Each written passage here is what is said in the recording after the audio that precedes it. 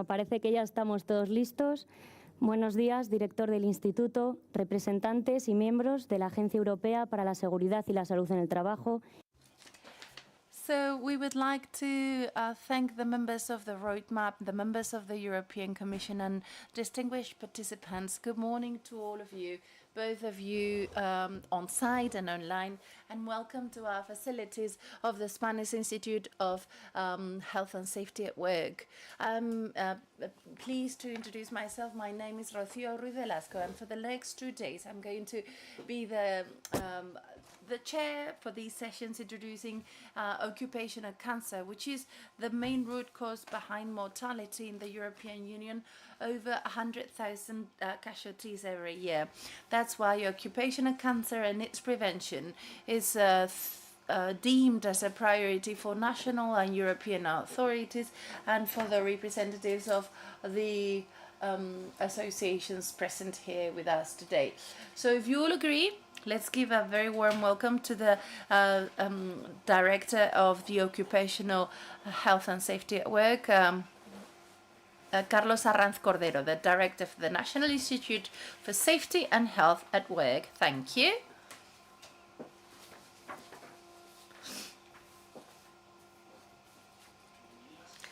Good morning to all of you, and welcome to this event under the Spanish presidency of the Council of the European Union for occupational cancer, which is not the first one in Toledo in September. We also focused our attention and we decided our priority in mental health, precarious work, and the management of psychosocial risks. It is no coincidence that this second event, organized by the National Institute for Safety and Health at Work, devotes itself to occupational cancer, because these are priorities which are part of the core pillar of health and safety at work 2023-2027. I would like to thank the members of the European Union in the field of health and safety at work, the representative of the European Commission, Charlotte Greffel-Ernaud, the Executive Director of the European Agency for Safety and Health at Work, Mr. William Cockburn, and all the different stakeholders alongside with the prominent salient speakers and experts. And I would like to thank you because these are the headquarters of the National Institute for Safety and Health at Work, but it is also the headquarters for the Commission that involves the different members, and it really provides consultation where the most important decisions are taken. So I would like to take the opportunity to thank the presence of the national stakeholders that are in the negotiating table discussing the strategy, but many other things that we discuss in our working groups. And I would like to thank the different labor authorities, the technical experts in health and safety at work, the regional governments, the autonomous governments, and in Spain that are here today with us. As mentioned, cancer is the most recognized mortality-related cause, and it represents half of the deaths at work, which really means we all need to work boldly in the prevention. It is a priority in the field of health and safety at work, not only as a country, but also we want to take the role as the rotating presidency of the European Council. And this is also part of the strategic framework, as it is also part of the strategy that I have already mentioned, which is a consequence of a very intense, fruitful dialogue, the framework of reference for risk and labor prevention policies, which is fully aligned with the different international directives. Such strategy really stresses the prevention of work-related cancer with a strong focus on asbestos, silica, breathable dust, and different agents that cause cancer. In this framework, 2023-2027, different regulations will be modified as a consequence of the extraordinary effort carried out in Europe with the different updates of the cancer Directive and the Asbestos Directive with the incorporation of new limitation values with a common purpose to reinforce and improve the protection of employees.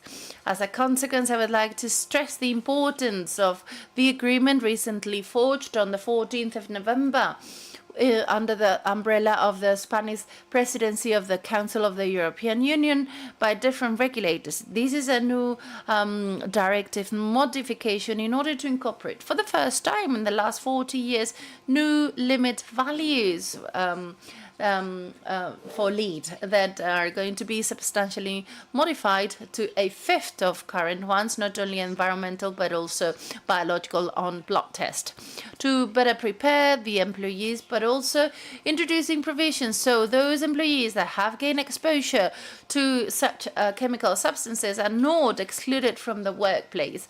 And please note the work that has been carried out for the last 25 years by the members of the different working groups in asbestos and the thresholds for the National Institute for Safety and Health at Work.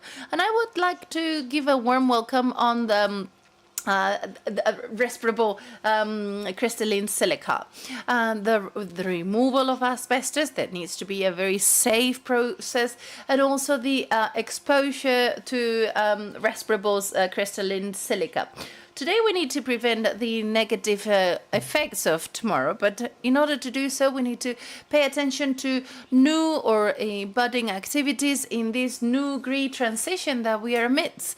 And to be precise, the exposure to dangerous, hazardous materials and substances. I'm talking about the recycling and recovery industry, the changes in the used energies today, or perhaps the modifications of buildings as a consequence of the energy efficient efforts.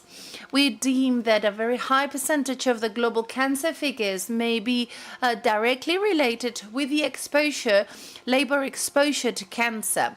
But those figures related to professional illnesses nationally and European-wise do not reflect these activities. In 2022 in Spain, the prevalence of professional cancer is 0.53 per 100,000 workers, which means the infra-notification of professional diseases led to this. And in this regard, it is key to spend more resources devoted to the improvement of the quality of the system, the identification and diagnosis of professional diseases, and also in the improvement of the registry system. This is not the end of the strategy. Numerous working lines need to be updated in the next few years that are closely related with the improvement, identification and assessment of the risks, and the encouragement of a greater efficiency in efficacy and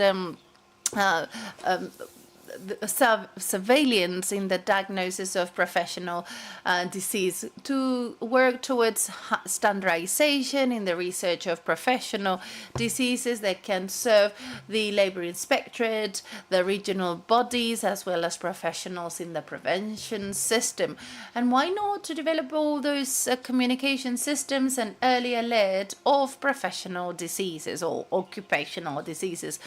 We congratulate ourselves with the initiatives presented by the EU-OSHA, and I would like to pay attention to the survey and the exposure to carcinogens, not only in order to improve available information, but also to raise awareness about the prevalence of this issue, and in order to improve prevention and the risk related to this exposure.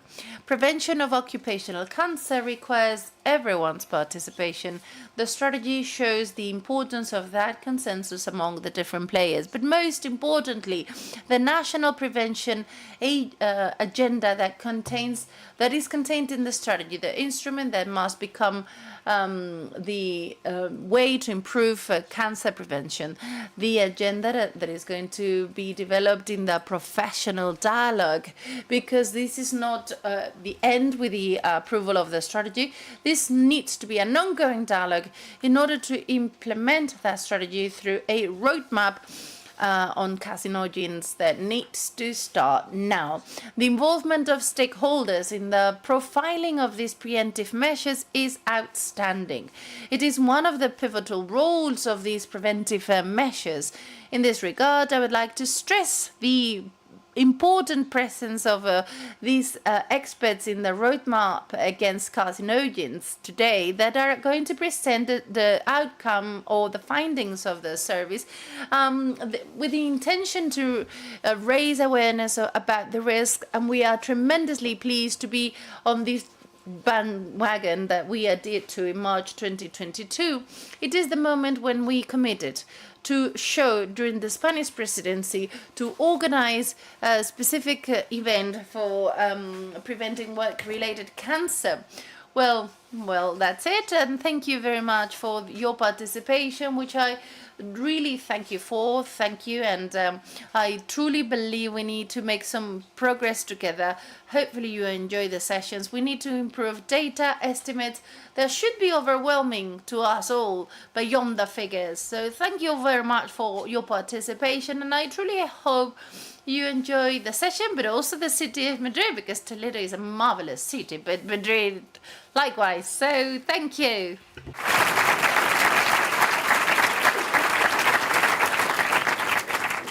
A continuación, contamos con una ponencia. We have a prominent speaker representing the European Commission. Please come on stage. Charlotte Greffo-Arnaud, please come on stage.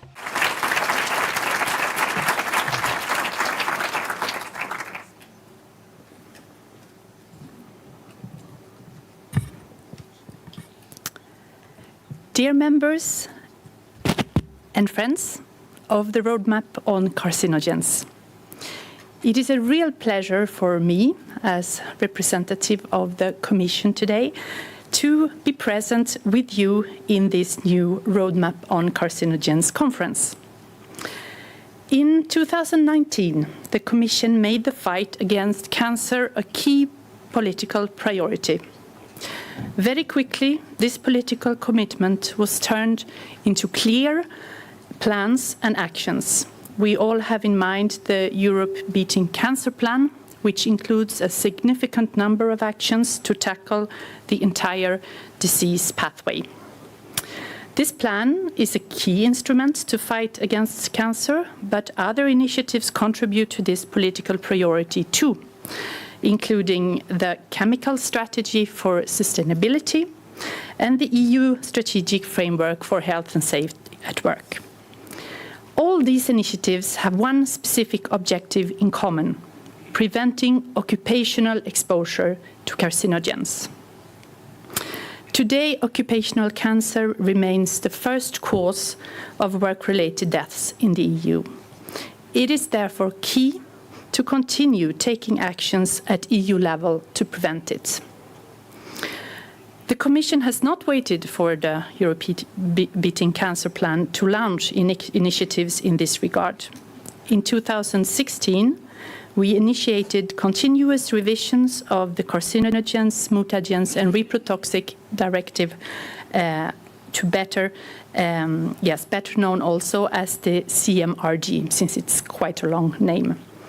So far, 4 revisions of the CMRD has been adopted at EU level, and they have allowed for addressing 41 hazardous chemical substances, extending the scope of the Act to reprotoxic substances and many other key actions. And together, these revisions will save the lives of more than 100,000 workers over the next decades. The Commission has also proposed a revision of the Asbestos at Work Directive, which has recently been adopted by the European Parliament and the Council. Among the key changes is the lowering of the occupational limit value. This initiative is very important when we know that up to 7 million workers are currently being exposed to asbestos. And all this work was not performed by the Commission alone. The success is indeed the result of the involvement and collaboration of several actors: the social partners and the member states, through the Advisory Committee on Safety and Health at Work, and especially its Working Party on Chemicals. They deliver tripartite recommendations on what is technically and economically feasible to better protect workers in the best way possible. The European Agency for Chemicals and its Risk Assessment Committee, who provide scientific reports on each chemical to be addressed, and of course the Agency for Safety and Health at Work, which provides technical support, including by providing up-to-date data. We will, for instance, have the opportunity to listen later today on the results of its Workers' Exposure Survey on cancer risk factors in Europe. In addition to the revisions of the CMRD that I referred to earlier, we will also very soon have a fifth revision.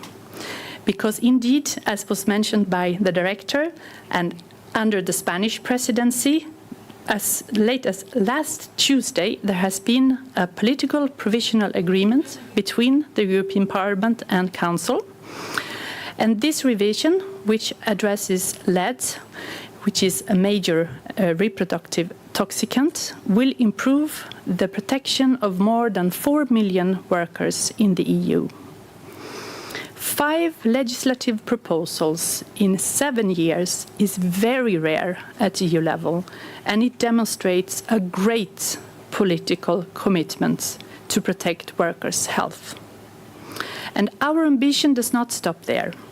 We are continuing to actively work on several initiatives, such as a 6th revision of the Carcinogens and Mutagens and Reprotoxic Substances Directive, a list and a definition of hazardous medicinal products, and guidelines, notably to facilitate the implementation of the revised Asbestos at Work Directive. EU legislation is, of course, key, but it is not sufficient to make the fight against cancer a success.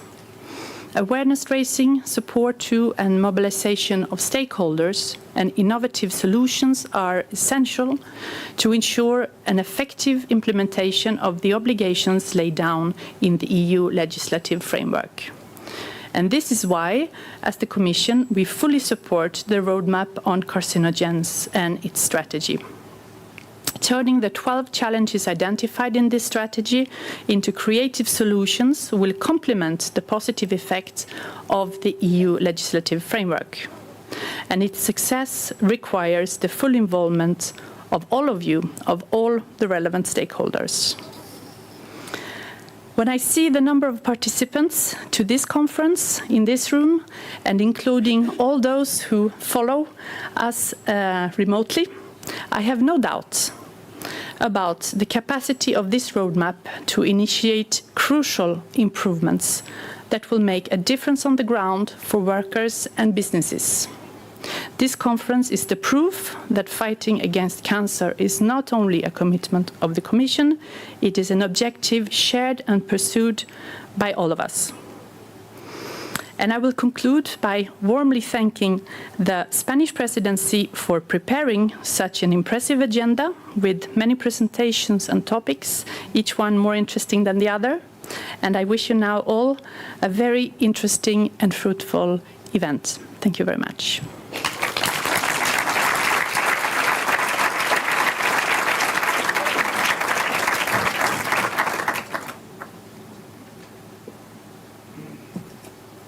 Gracias, Charlotte, por tus palabras. Thank you, Charlotte, for your kind words and for the support from the European Commission in order to prevent work-related cancer. We are now pleased to give the floor to the Executive Director for the European Agency for Safety and Health at Work, William Cockburn Salazar. Thank you very much indeed. Good afternoon, everybody. It's a real pleasure to be here on the occasion of this conference and to be able to speak on behalf of EU-OSHA in supporting not only this conference but the roadmap on carcinogens. The agency was one of the founding members back in 2016 and has been supporting the roadmap over those years, corresponding to 3 main pillars of action at the agency. So that's providing research and data to support policy, providing guidance and tools to improve prevention in enterprises, and also contributing to a stronger prevention culture through campaigning and networking. And I'll just briefly go through each of those three areas when describing the importance of the roadmap and the work that we've done to contribute to it. So in the area of research, as far back as 2007, we carried out a forecast on emerging chemical risks, and already then identified the importance of particles, dusts, nanoparticles, carcinogenic, mutagenic and reprotoxic substances as of significant concern. A couple of years later, we were carrying out a survey of occupational exposure limits for carcinogens, mutagens and reprotoxic substances. And then in 2014, we carried out a review of assessment methods for carcinogens. So the topic has been very much present in all of our work programs over the years. But it was in that year, in 2014, that we came across a scientific article describing quite an innovative new survey carried out in Australia. And this was a paper presenting the Australia Worker Exposure Study, and that was looking at cancer risk factors. And immediately we thought this could be quite interesting to carry out in Europe, but it needed further study. And we commissioned a feasibility study, which we then presented to our board in 2017, and had a number of discussions about how this very challenging study could be adapted to the EU context. And it wasn't until 2020 that we had this Workers' Exposure Survey on cancer risk factors in our work programme. The board approved a phased approach involving first 6 countries, amongst which figures Spain, setting up an international expert group, international advisory group. What we didn't anticipate was the complexity and the degree of hard work and the challenges that would arise over those years that have now passed in a blur since 2020. And it's really a sense of extreme pleasure and pride to be able to say that my colleagues will be presenting the results at this conference, the first findings from the survey announced today to you. But apart from the research, also the guidance and tools that the agency has been developing over the years have had a strong focus on reducing the burden from cancer in the workplace. In the context of our Healthy Workplaces campaign in 2018-19, we developed a database with 900 examples of practical tools and guidance, and that's still available today. We took a Swedish tool called Kemiguiden for helping small businesses to manage the risks related to dangerous substances, and that was adapted into 11 country national versions, and again there's a version available in Spanish. We also developed 3 of the cartoon films led by NAPO, one on hidden killers, specifically on carcinogens, another one more generally on dust, and another one on chemicals. And we have over 80 OSH wiki articles. So I think you can see that at EU-OSHA, we really have collected examples and information from across Europe and shared that and presented it in the most accessible form. And finally, under campaigning and networking, I mentioned this campaign. Healthy workplaces prevent work-related diseases related to dangerous substances. And in the context of this campaign, we promoted first the hierarchy of prevention measures and also had a special focus on vulnerable groups. And within this campaign, the roadmap on carcinogens played a particular role, and we had a strong coordination with all of the partners in the roadmap, basically around 3 main areas: managing workplace exposure to carcinogens, increasing awareness of the EU legislation, and providing employers with practical guidance. That intense cooperation included also collaborating with the presidency countries, presenting and participating in events such as the one that we're here in today. We also collaborated with the Labour Inspectorates, one of the key partners, and in particular in the senior labour inspectors with the working group SLIC Chemex. And we've been supporting the organisation of events related to the roadmap on carcinogens through our assistance programme for the focal points across all member states. So there's hundreds of events taking place. And with that, I can assure you of the agency's long-term commitment to the roadmap And we very much look forward to building on the success of the collaboration with this, the Spanish presidency, with the future presidencies. Already, we know that from the Belgian presidency, there's a commitment to support the roadmap, and we're very much looking forward to that, and then beyond as well. And on that note, I would like to thank Carlos and the Instituto for their support, not only in the context of the roadmap and the work that the agency's been doing in this area, but also more generally. An excellent event in Toledo. It looks like a fantastic event today. Really looking forward to all the interesting sessions and fantastic discussions. So thank you very much. And thank you all.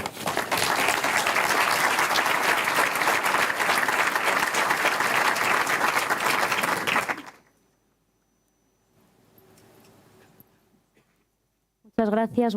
Thank you very much, William, for your words that reflects the support that comes from the European agency to the project. This follows the event organized, the 2016 event by the Netherlands presidency.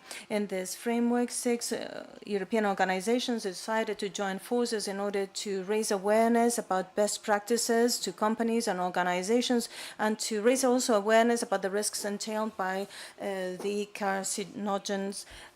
And we're going to see the first talk from today. We are going to welcome Jos de Lage. He's coming from the Netherlands. He's representative of the roadmap on carcinogens, and he's going to deliver the first talk of today. Thank you very much.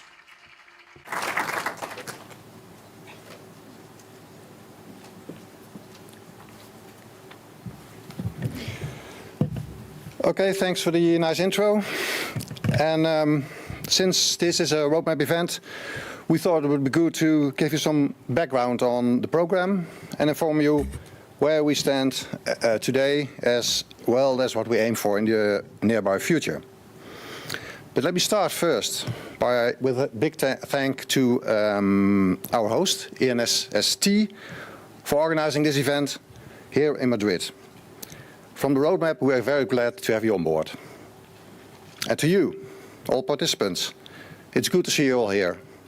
I'm delighted to see that you have recognized the importance of what will be shared among us today, and that you've managed to pick the right topic and the right event. Because my key message today is threefold. Work-related cancer, and we've heard that already a couple of times, is the #1 OSH problem in Europe. Preventing it should therefore be our key priority as policymakers, as experts, inspectors, researchers, and of course as workers and employers.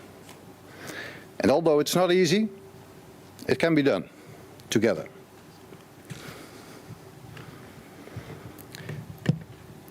Now, to keep you on track, this is the overview of my presentation today, starting with some figures to underpin the urgency to act, and from there guiding you through the 3 runs we've defined, ending with a call to you to join us and to get involved.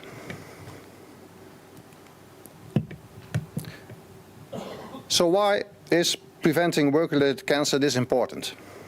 Let's look into some figures. And I guess everyone here already knows about that cancer is the main cause of work-related mortality in Europe. Each year in the European Union alone, more than 100,000 people die because of being exposed to cancer-causing agents at work. And of course, many, many more people are seriously ill. And yes, for your own countries, there are estimates as well, from various research studies done before, and here in this table that I borrowed from Yuka Takala. I can't go into any details here, but since we are in Madrid, today let's focus on Spain. The number, according to this table, is over 10,000 deaths per year due to work-related cancer. Meaning, over these 2 event days, that's more than 50 workers or ex-workers will die here in Spain. Shocking numbers. And looking at the estimates over the years, we sadly see no sign of a declining trend. And most importantly, bear in mind, these deaths can be prevented. These workers are not ill. because of bad luck or because of a genetic defect. This is from the way we organize our work, which, and that's the good news, also means we can actually do something against it.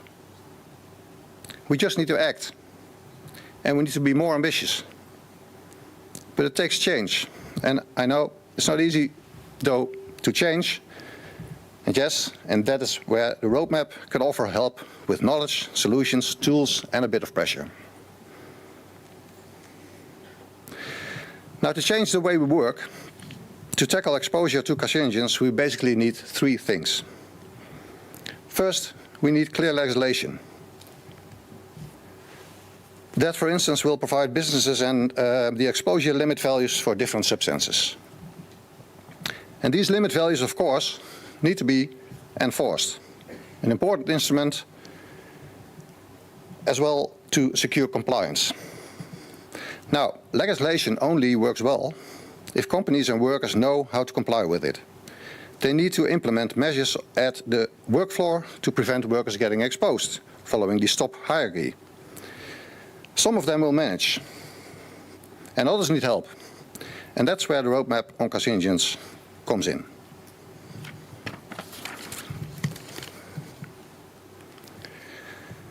Seven years ago, it was already said, mentioned, during the Dutch Presidency of the Council of Europe in 2016, the roadmap was launched as an action program to prevent work-related exposure to cancer-causing agents. A scheme to offer help to businesses, organizations and workers to take action on the shop floor and implement measures. That first run was all about raising awareness and the exchange of good practices, which in the end resulted in a dedicated website, newsletters, and a number of published fact sheets on specific substances, published in many different languages as well. And we gathered and published around 100 different solutions from and good practices where businesses can profit from. And at the same time, it was already said by Charlotte, the European Commission began setting exposure limits for substances, which still continues today. The second run of the roadmap started 3 years ago, in 2020 during the German presidency. At that point, we considered ourselves far from ready, and a scale-up was needed. So we found more partners, including member states that would, at a certain point within our timescale, have the presidency as well.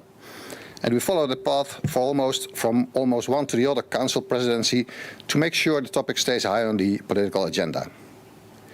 You might remember the roadmap has traveled now, starting in Amsterdam, via Bilbao to Vienna, Helsinki, Berlin, Lisbon, Ljubljana, Paris, when Spain decided to join in, and now we are here in Madrid.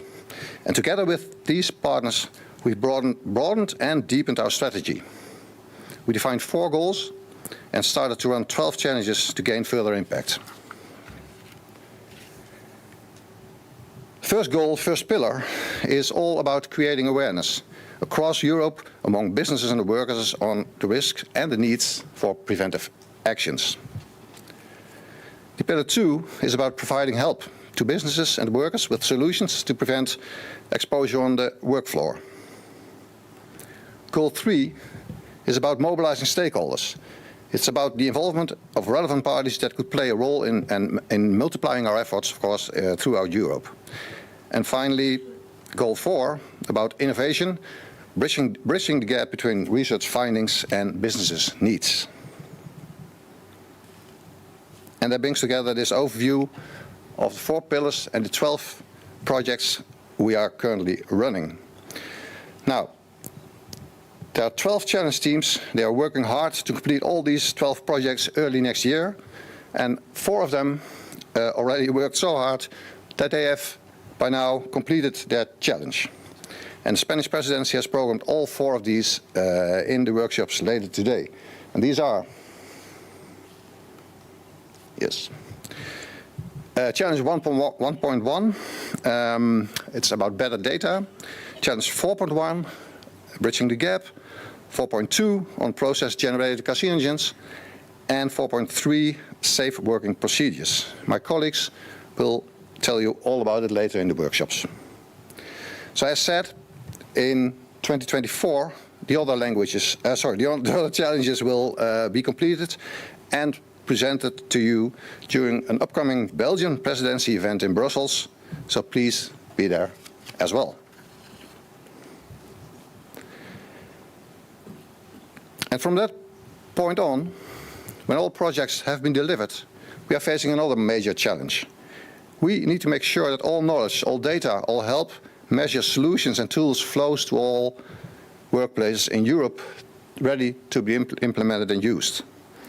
So the final phase we are shaping right now will most probably run from mid-2024 till mid-27. And that phase will be very different from the first two phases. It's implementation, what is the key word right now, with activities like communication, awareness raising, training, behavior, as well as inspection and others. Finally, this is about our joint effort to tackle exposure to carcinogens, to fight cancer. And since you are part of the European OSHA community, you all have an important role to play. So this is an urgent call for you to get involved. Please use the knowledge and experience you gain actively in your organization. Please spread the word on the roadmap in your network.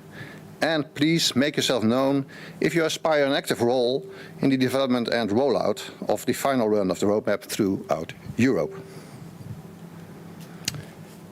And now, please enjoy your conference. Señoras y señores, muchas gracias. Ladies and gentlemen, thank you very much. I count on your support. Thank you very much.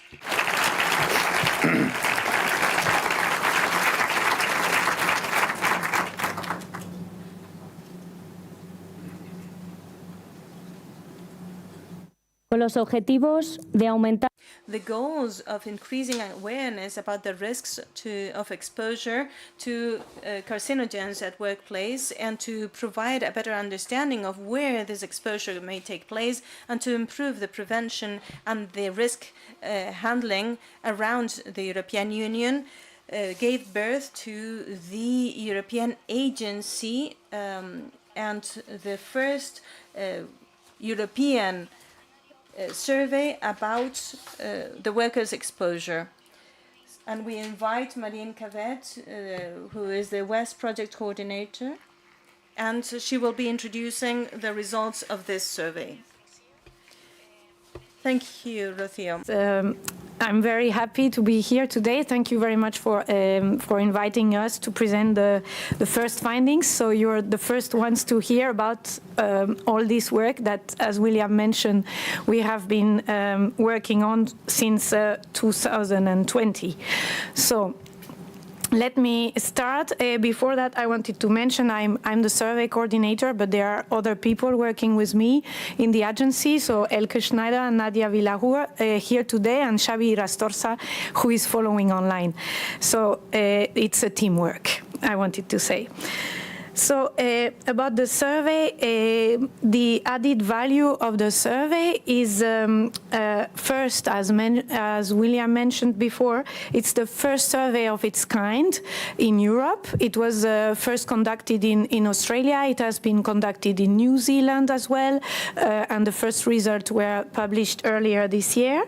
And it provides information on exposure to known cancer risk factors, industrial chemicals, process-generated substances, as well as physical risk factors like radiation.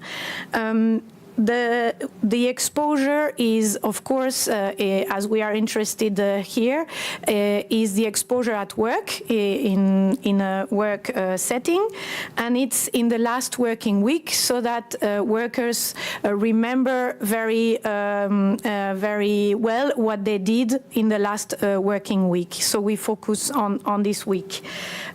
We have information on the specific circumstances of the exposure, the tasks where and when the exposure happened, and the preventive measures if they apply in each of the circumstances. And of course, we have collected demographic data of the workers. So why EU-OSHA conducted the survey? We call it WES to make it smaller, so you will see these 3 letters quite a lot. The idea is to provide reliable data, of course, but comparable data among different EU member states, because there is existing data, but on the exposure to one of the cancer risk factor, or in one sector, or in one country, but we wanted to have something comparable in different countries. So in the context, as mentioned by Charlotte earlier, of the amendment proposal to the carcinogens, mutagens, and reprotoxic substances directive, also in one of the key objectives of the EU strategic framework and Europe's Beating Cancer Plan, and also the roadmap on carcinogens initiative that is hosting us today. Of course, this data has a limitation, and it's not to be used to establish causal relation with cancer outcomes. So we are talking about the source and not about the outcomes. So the survey, in short, is a telephone survey asking about the tasks that the workers were doing in the last working week. We are not asking about exposures, but about the tasks that the workers conducted in 6 European member states, which are Germany, Ireland, France, Finland, Hungary, and last but not least, Spain. And we have had 24,402 valid interviews, which is quite a lot of people who replied to the survey. So as mentioned earlier, it's based on an Australian survey. The questions are, in general, quite short and very targeting at the tasks that workers are doing. So there are many technical words, and there are sets of questions different from each type of workers, but I explain later. It's after we get the reply to the questions, there is an exposure assessment to the 24 cancer risk factors that I will mention later, which one they are, but you have here already an idea. So the survey questionnaire is 50 job modules that we call them. They are 50 different sets of questions adapted to one occupation or group of occupation. So I have put here examples. You see, no, I go too fast, okay. Sorry, that happens. That's the law of the live presentation. So we have drivers and transport workers, for example, or health workers. They will not get the same questions. They will get different sets of questions according to the work context. And there are 41 other sets of questions that we call task modules, because they are related to the tasks of what the workers are doing, and they may be the same across different occupations. So we have, for example, one task module asking questions about welding, and you can imagine that, okay, foundry workers do welding, but also a farmer or a construction worker. So these questions about welding are the same for everyone.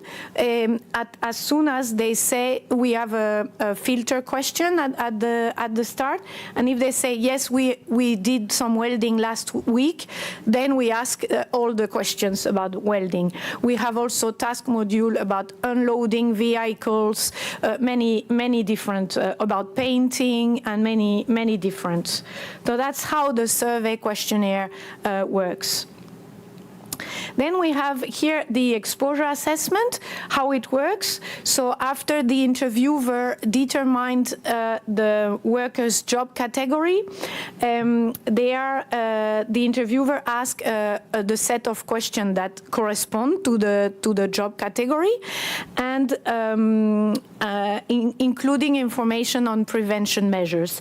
And then after the field work is over, all these answers to the questions go to the tool which is called Orchideas. It was on a previous slide, but I haven't mentioned. This is a tool that has been developed in Australia for the survey. And after these answers go to the tool, there is an assessment of the exposure following the different answers to the questions. Of course, it is said here the assessment is automatic. Of course, it is automatic, but it was checked by national experts from the 6 countries, by international experts in a group that we set up before the survey, and it is based on literature and expert knowledge. Okay, I'm going too fast again. Okay, so the exposure assessment is indicative of an exposure intensity. So there is first the assessment of the exposure, if it's a probability of exposure, if the person is assessed to be probably exposed to formaldehyde or asbestos and so on. And then there is a differentiation between 3 levels of exposure that you can see on screen. And when a worker is exposed to the same substance or physical cancer risk in different circumstances, we will take the higher level of exposure. Okay, so for this survey we have 24 cancer risk factors included following this criteria. The substance we have, they don't need to meet absolutely all the criteria, but the first one is the most important because it was already in the tool, so we didn't have to start from scratch, and this is why we decided to use this tool. So that was the first condition, and then there were several other conditions. That the one that the risk factor was classified under the group 1 or 2A, which mean human carcinogens or probably carcinogens by the IARC monographs. And then another criteria was in the case of a chemical substance or mixture, if it was meeting the criteria for classification as a category 1A or 1B carcinogens in the CLP EU regulation. And also if it was addressed in the carcinogens, mutagens and toxic substances directive, or in one of the planned or adopted amendments. As Charlotte mentioned before, there were many of them in the last years. So we're happy that we cover lead, for example, in the survey. So you can see here all the substances that are included in the survey. As you can see, there are industrial chemicals, there are solvents, there are metals, and also inorganic dust, organic dust, and as well as radiation, ionizing radiation and ultraviolet radiation, artificial and solar. So more or less that it's alphabetical order. I could have ordered them by many criteria, but we thought that was the easiest.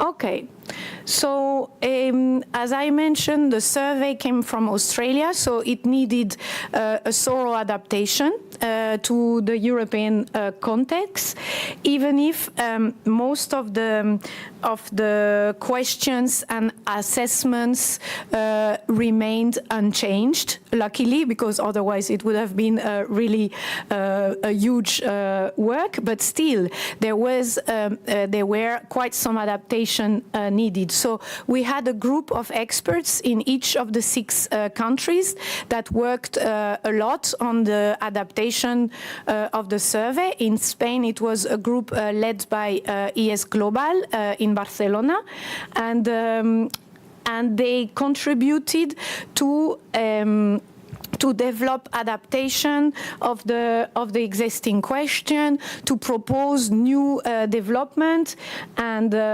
related exposure assessment rules, of course. And they also provided feedback on the translation and the language version of the job and task module to ensure comparability across all the countries. As an example, I wanted to mention, for example, the kind of adaptation that have been made, in particular the exposure to benzene, taking into account the EU restrictions under REACH, and also the ocular exposure to ultraviolet radiation, in particular in the case of snow, because you can imagine that in Australia there is little snow. So in Finland, for instance, there is a higher risk of ocular exposure to UV. And also there was a module that was developed on nuclear energy and nuclear waste. That doesn't, the nuclear energy production doesn't exist in Australia, so that was very important for us to have. So that was a very tremendous work done by the national experts and coordinated at EU-OSHA. Okay, so here you see the distribution of the sample across the 6 different countries and the total. So the fieldwork was conducted between September 2022 and February 2023. So you can see that we have quite big sample size to be able to cover even the small group of occupations, like, for example, people working in mine and quarry sites that we wanted to have in our sample, because we know that they may be exposed to many of the cancer risks that we cover in the survey. Okay, so why I haven't gone through all the methodology, because I assume you are more interested in the second part that is coming about the findings, but I thought it was very important to mention it at least a little bit, because without a thorough methodology we would not have these findings that we are presenting today, and we will not be so confident about presenting them today. So the methodology ensured data accuracy, data quality, and data comparability across the 6 countries. And the data set will be available next year. But okay, without waiting, I will go. Oh, okay. Maybe I'm a bit nervous, but that can be. Okay, so I will go take it easy, maybe. Okay, so here I let you look at the most common exposures that we have identified. We are always talking about the last working week.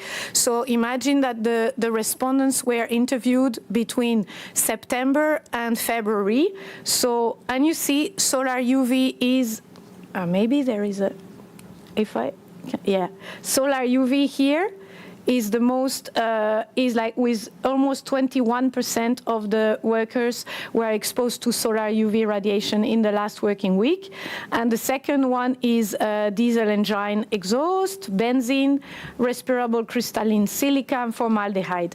There is something that caught our attention here is for respirable crystalline silica and no, okay, no, that was not chromium-6, that was wood dust that I wanted to show. There is, you see in blue, the probable exposure at a high level the share is more important than for the other substances, that the orange part is a probable exposure at a low or medium level. So, okay. And then the other exposures, as you can see here, are less than 3% of the workers. And you see the radiation, you see exposure to metals and industrial chemicals and leather dust as well. I mean, you see all the risk factors that were covered in the survey. Another interesting findings we thought that you see here that almost 53% of the workers were exposed to any of the risk factors covered by the survey in the last working week. Of course, we don't know if they were exposed to 2 weeks ago or if they are exposed to other cancer risk factors not covered by the survey. And then you see the ones exposed to one cancer risk factors is a bit more than 20%, and then the one exposed to 2, 3, 4, 5, and more than 5. So this is a very much of an added value of this survey, that we can know about the multiple exposure, which are if the workers is exposed to more than one cancer risk factor in the last working week. There is no way to know if it was during the same process or at the exact same time, but it was in the same week.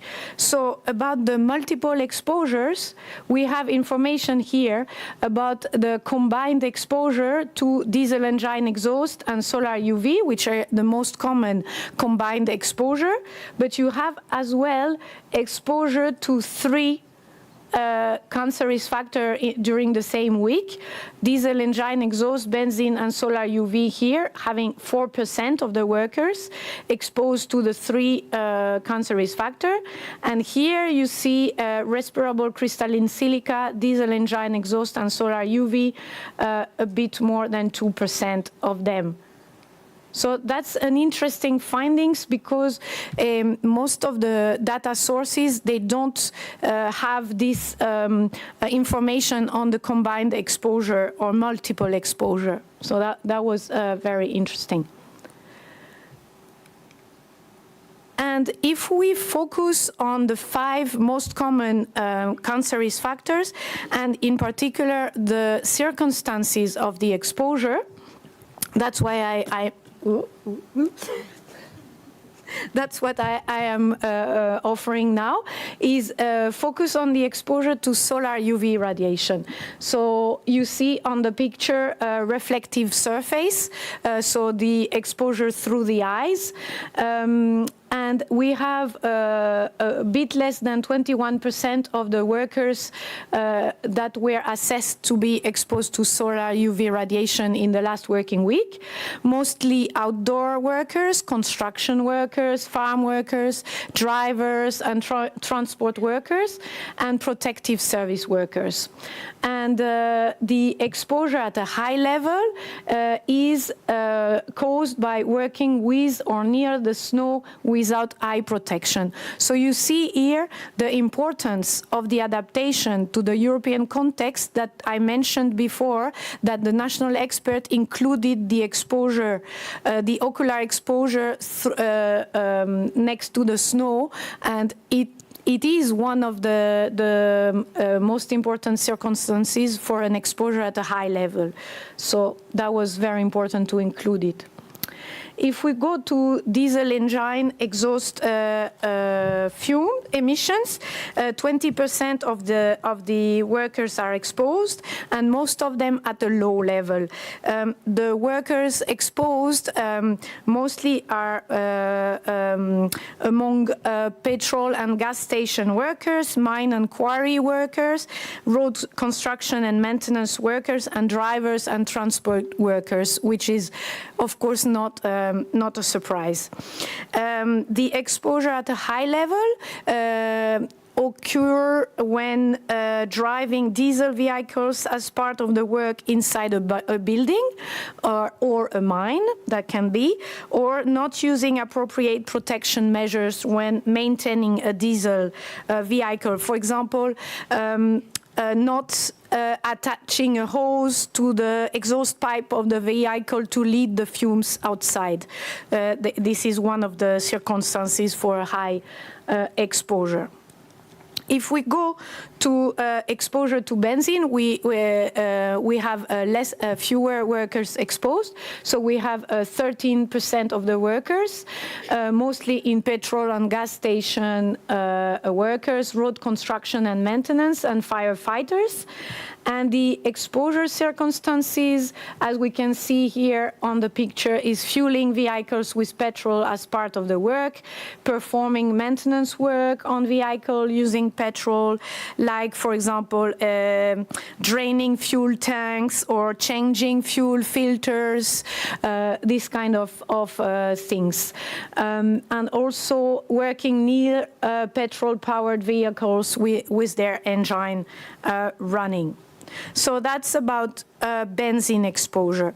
If we go to respirable crystalline silica, we have 8.4% of the workers exposed, mainly in construction, in road construction and ceramics, and also among mine and quarry workers. You can see here on the picture a worker cutting a stone. So this is one of the way that of the circumstances of the exposure,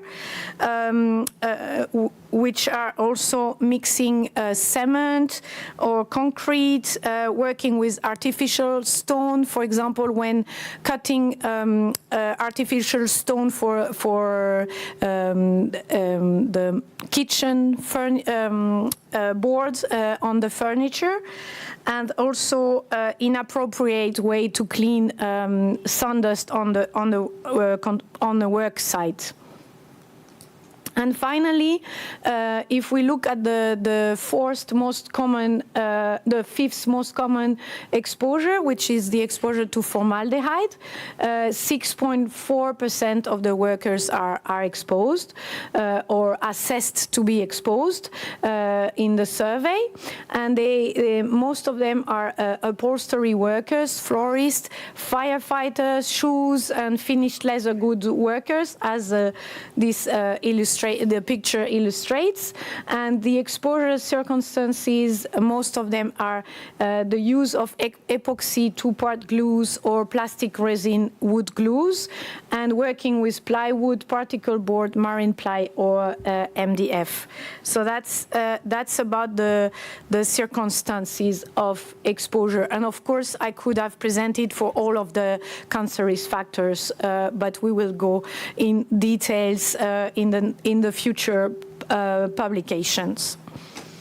If we go to the working condition and the exposure, I have shown here the exposure and the workplace size. So you see here is the average, and you start from here working alone, working in a workplace from 2 to 9 workers, to 250 workers and over.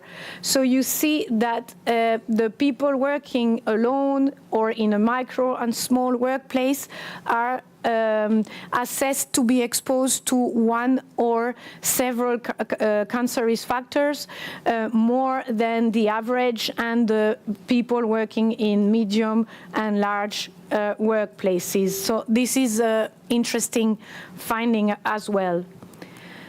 If we now look at the number of weekly working hours in the last working week, again, you see here the average, the total, and you see here the people working part-time, up to 20 hours, 21 to 30, and here you see the people working the usual European weekly working hours, which is around 40 in Spain, for example, and a bit less in other countries, and going to more than 50 hours a week. And you see here that the ones assessed to be exposed the most are the ones working more than 50 hours a week, in comparison to the ones working part-time. So another interesting findings. Okay, I think I have a, well, if I can, okay. I have a video for you.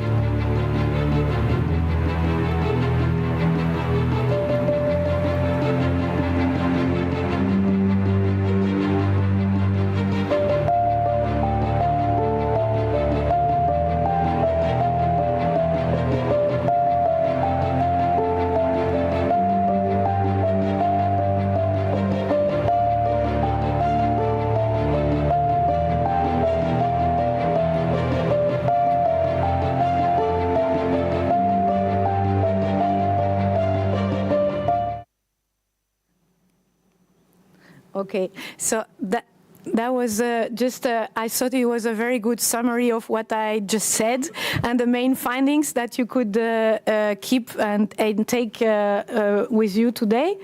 And just, this is my last slide. So thanks to the Workers' Exposure Survey on Cancer Risk Factors, EU-OSHA is contributing to providing evidence on the dimension on the exposure to cancer risk factor, at least to the 24 covered by the survey.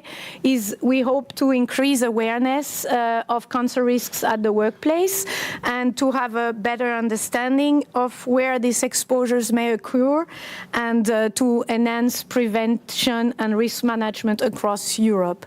Thank you very much for your attention.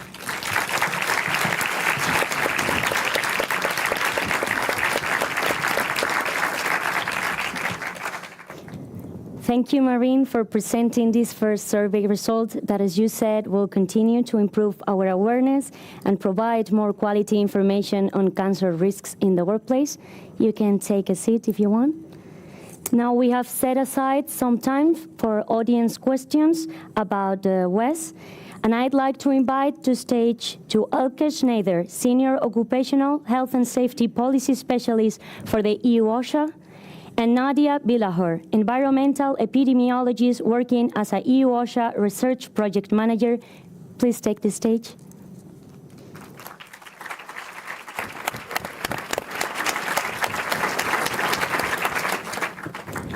To ask a question, please raise your hand and the event staff will give the microphone to you.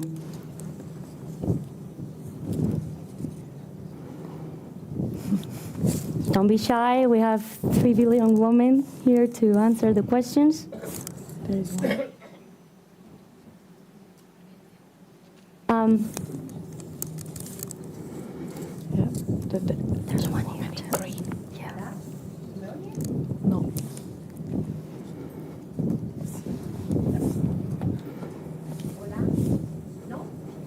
No.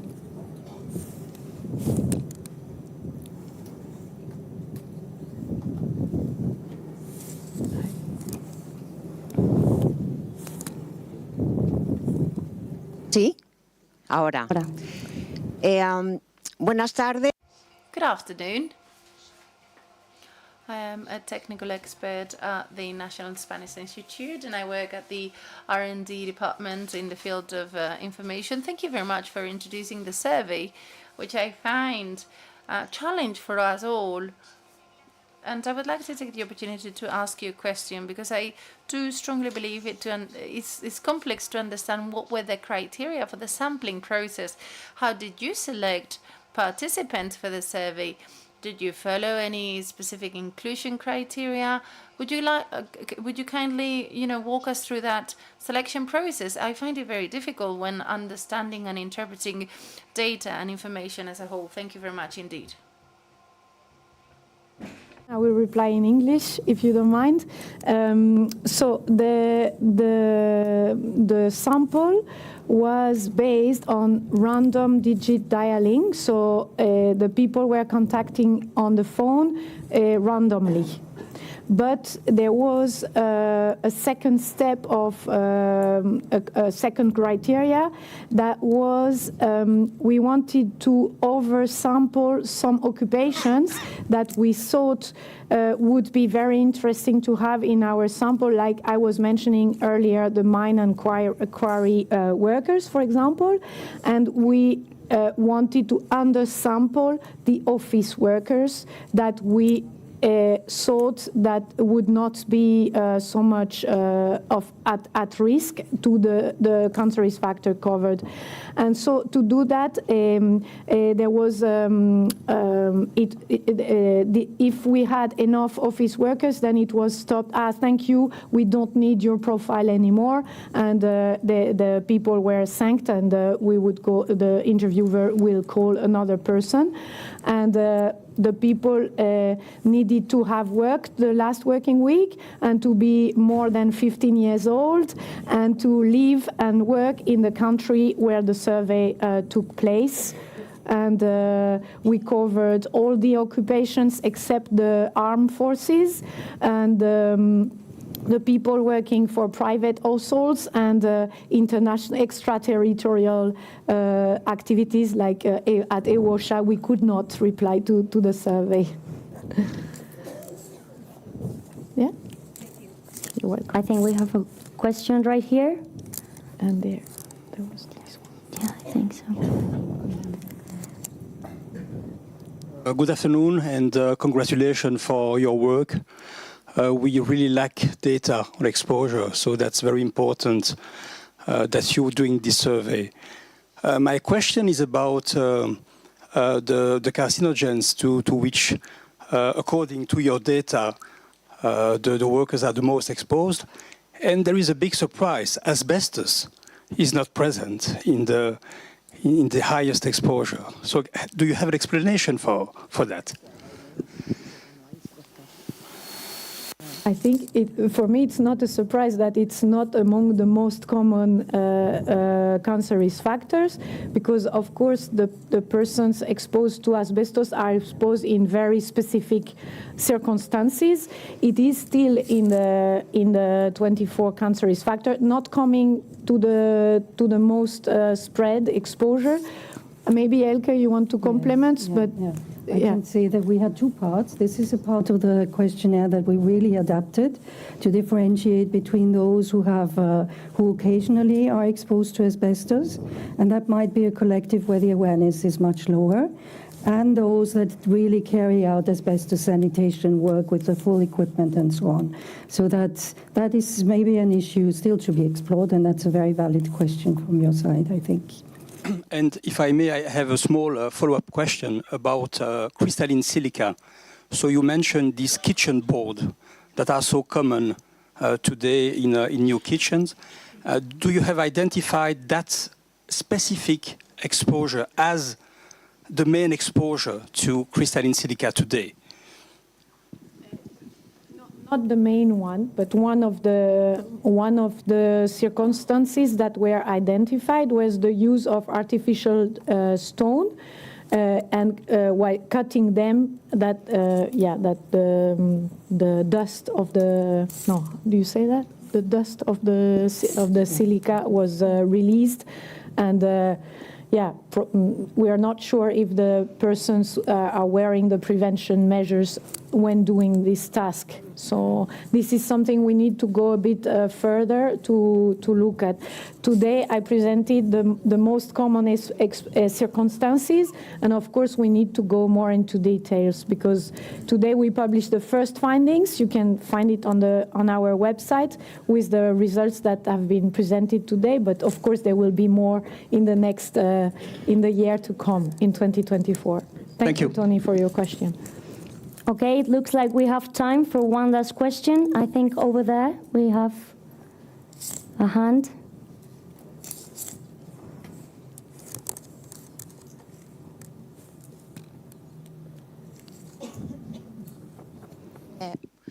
Muchas gracias, enhorabuena.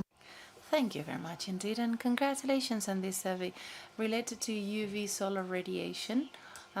Do you deem if the survey would have been performed in the summer months, perhaps exposure would not be classified as low level, but perhaps high level? Because since, if I'm not mistaken, the survey took place since September to February, and therefore the hottest months and the biggest radiation months are excluded. Question. Of course, we don't know what would have been the results in summer season, but we probably would have missed the ocular exposure to the snow. So this we have because we conducted the survey in winter, sorry, but in summer maybe the people would have been exposed more hours to the solar ultraviolet radiation, and it would have increased the level of exposure. But we don't know because we have conducted in autumn and winter. But Sí, maybe sobre todo lo decía por. The reason I'm telling you. The interpreter apologizes, the lady's not using the microphone, therefore we cannot translate. So the survey also considers reflective surfaces, for example, and it considers exposure to the eyes. And that is something that at the moment is not so much in the focus of prevention. So one of the main messages that we already draw now is that protection of the eyes is something to look after closely after the results that we had there.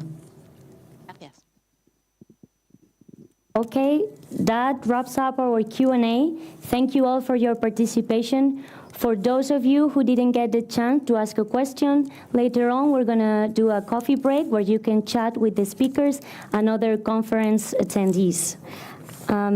Please, let's give them a warm applause for their hard work.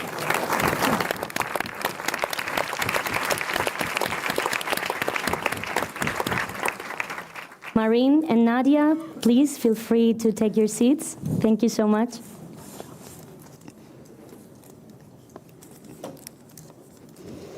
Our next panel of speakers, Sources of Information on Carcinogens, is made of representatives from Finland Ministry of Social Affairs and Health and from the Spanish National Institute for Occupational Health and Safety. We will now give the floor to Elke Schneider, who will moderate this panel. Thank you. Thank you. Thanks a lot.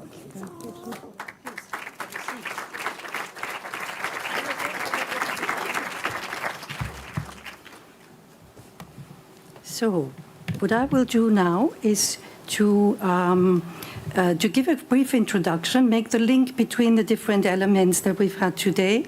So, looking at the exposure. So here we're looking at sources of information on exposure to carcinogens. And we will have two very nice presentations on the challenge 1 of the roadmap on carcinogens that looked at the sources of information. And then we'll have a very nice example of an information source for small and medium-sized enterprises, for those who work at the enterprise level on carcinogens. But before we have these presentations, let me just show a few slides on sources of information, going back to a report that my director just before mentioned, a report that we published in 2014, and that looked at sources of information on exposure to carcinogens and identified different types of sources, national registers of workers that are exposed to carcinogens, with different examples that are structured in a bit of a different manner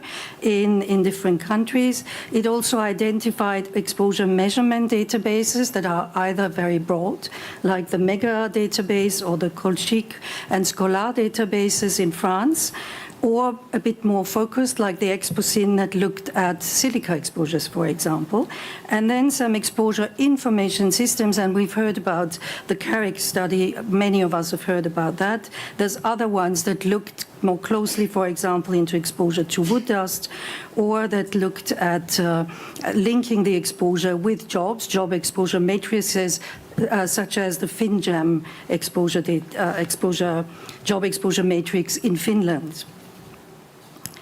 some of the conclusions of that report I would like to retain. What it mentioned was that data already then was seriously outdated, and there was more information needed on the exposure profiles, that combined exposures were a really important issue. So we've answered some of these questions with the worker exposure survey, but we'll get more information from Sirko in a moment. It also recommended that there should be more information exchange on exposure data between countries, more dialogue on what data is available and sharing data across Europe. And I think that's a message that is still very valid. And it mentioned that more resources should be dedicated to vulnerable workers. So that as an input for the discussion on the sources of information for exposure. Another initiative that I'd like to mention, and I think Sirko is going to come back to that in a moment, is our cooperation with the Joint Research Center on including some of the exposure data into an existing database, the IPChem database, that already has a lot of information on environmental exposures, but there's nothing on work exposures yet there. So here the agency has taken on a task by the European Commission to look at the best way of including such data in a European database. And there's a lot of efforts, for example, going on in the chemical strategy for sustainability, and we're linking up with these efforts. And here an invitation that I would like to give to you all who come from different member states to maybe also participate with us in this exercise of bringing together information in such a common repository. Now I'd like to hand over to Sirko Saarikoski from the Ministry of Social Affairs and Health in Finland, who has worked there since 2012 and worked as a cancer researcher before that. So she covers both areas of exposure and disease, and is also a member of the Advisory Committee on Safety and Health at Work, and especially of its Working Party Chemicals, that is discussing a lot of the legislative initiatives in the EU. Sirko, you have the floor.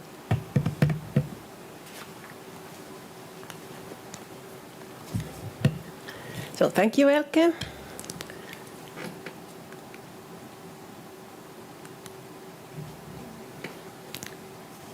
So I'm waiting for my presentation. We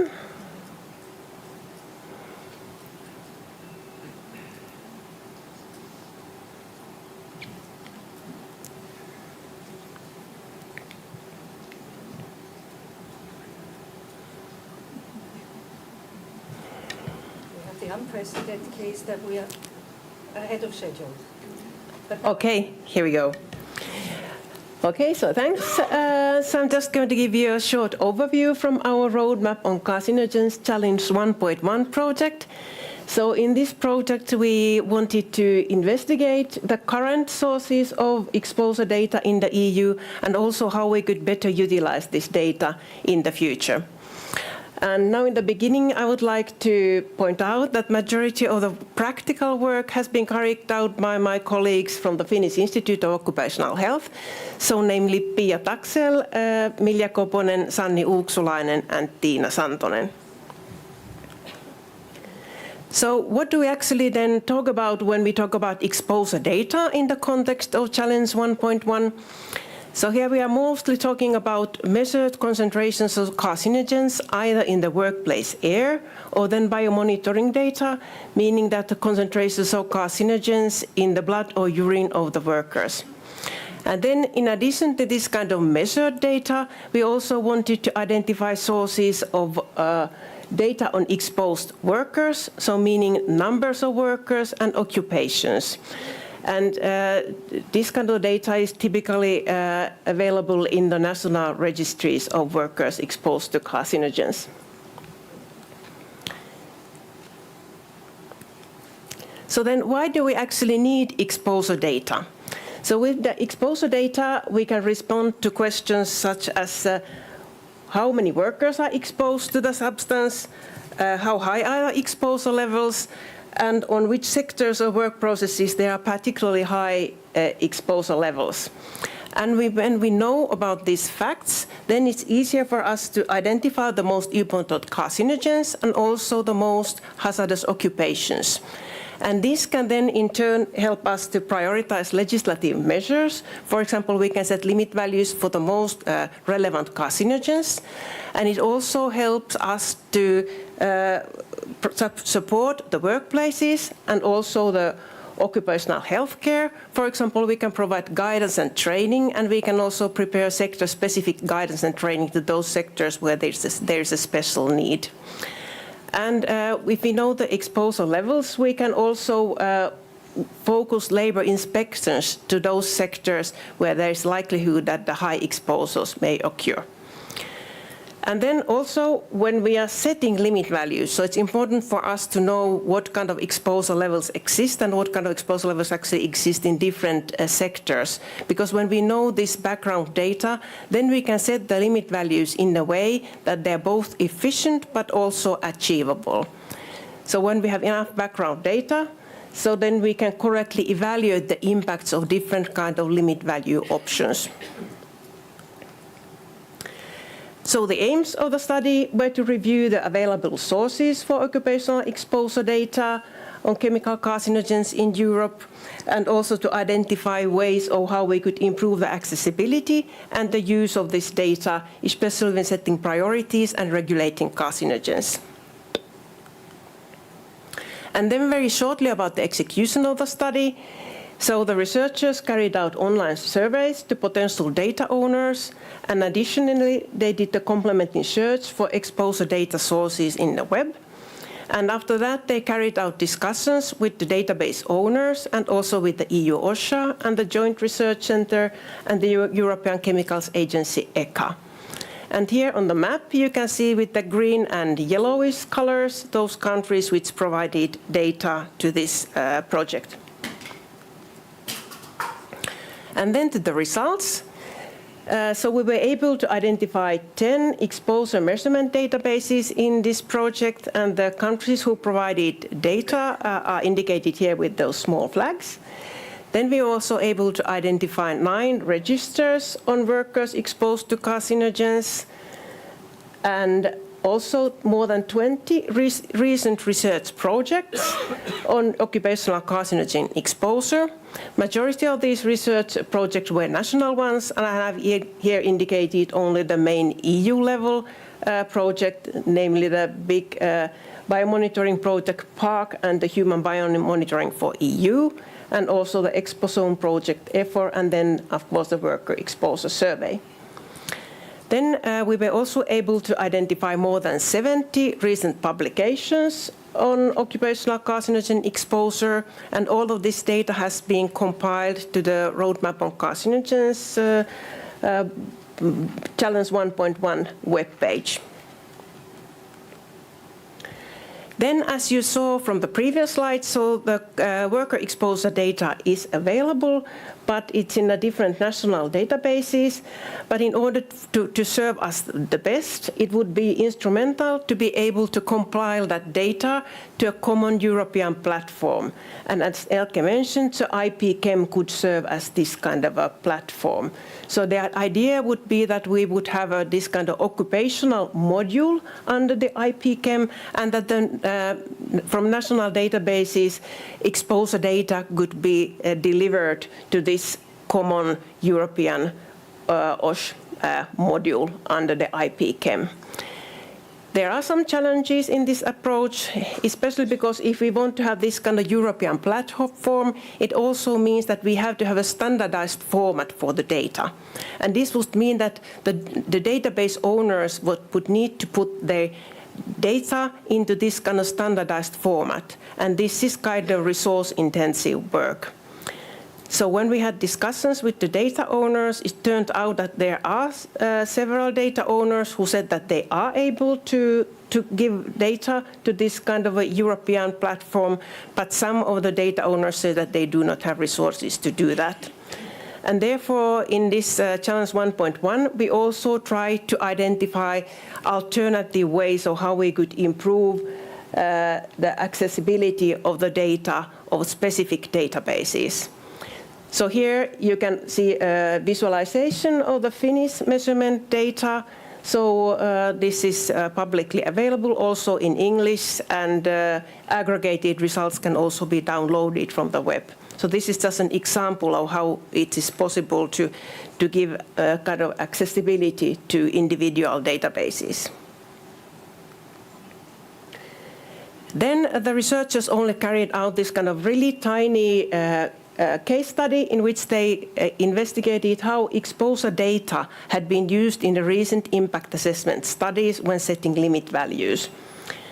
And I'm not going to go into the details of this study. I'm just only going to focus on the key finding that deviating strategies and data sources were used, and this indicates that there is a need for guidance and harmonization if we want to have a more coherent and comprehensive impact assessment analysis performed in the future. And of course, here for the impact assessment, it would also be very helpful if we would have this kind of European platform where data from different national databases would be compiled. Then one thing, we also collaborated with the European Chemicals Agency, ECHA, and what we tried to find out is that whether it would be possible to retrieve worker exposure data from REACH registration dossiers. However, this turned out to be really challenging. The problem is that there's actually quite little exposure data in the REACH registration dossiers, and also that the data that exists, it's bedded in the lengthy PDF documents, and getting the data out from there, so that would be really a tedious job. So what ECHA anyway did was that they made us a list of carcinogens registered under REACH, but of course this does not include the process-generated carcinogens. But anyway, the list is of 94 carcinogenic substances registered, and we excluded petroleum products because the classification of these products depends on the composition of the product. So we had 94 registered carcinogens, and this data is going to be put into under the Challenge 1.1 webpage soon. But here you can see how it will look like. And then what we did was that we compared, so how many of these registered carcinogens were such that we would already have a limit value at the EU level for them. And actually it turned out that for 54 of them, we already have a limit value. And as Charlotte mentioned, we are working hard to get more. So for 50 more carcinogens, the process of setting a limit value is already ongoing. So at the end, we only have 25 registered substances for which we do not have a limit value at the EU level. And actually, a majority of these substances are such that they are used very little in the EU. So they have low amount of registrations, often just only one, and low amounts of tonnages. And then finally to the recommendations from the findings from this study. So first of all, we would recommend that the European Commission would develop guidelines for the assessment of exposure levels and numbers of exposed workers in impact assessment, because as we saw in this tiny case study, it turned out that deviating strategies and sources are used. Then for the member states, the main recommendation would be to supply recent data for regulatory processes from the national databases, and also to improve the competence of labour inspectors on exposure assessment. And then for the database owners and research organisations, we would hope that they would find ways to improve data accessibility by using publications or web-based tools or joint databases. And also it would be important to pay attention on data quality and sufficient contextual information, meaning that not only have a value, but also how this was measured and where it was measured and so forth. And there's also a need to focus exposure research on less studied fields. And then for the funding organization, we would hope that the funding organizations would accept that work is needed to improve the accessibility of the data, and that this would be taken into account in the funding decisions. And then last but not least, we hope that the EU-OSHA and the Joint Research Centre will continue their good work to have the representative fraction of recent exposed data included in this kind of occupational module under the IP Chem. So this is the last slide. So for further information can be found from the Challenge 1.1 Better Data webpage under the Roadmap on Carcinogens initiative. So here we have the conclusions report and the list of databases and registers and joint research project with links, which you can, so that for easy access. So thank you.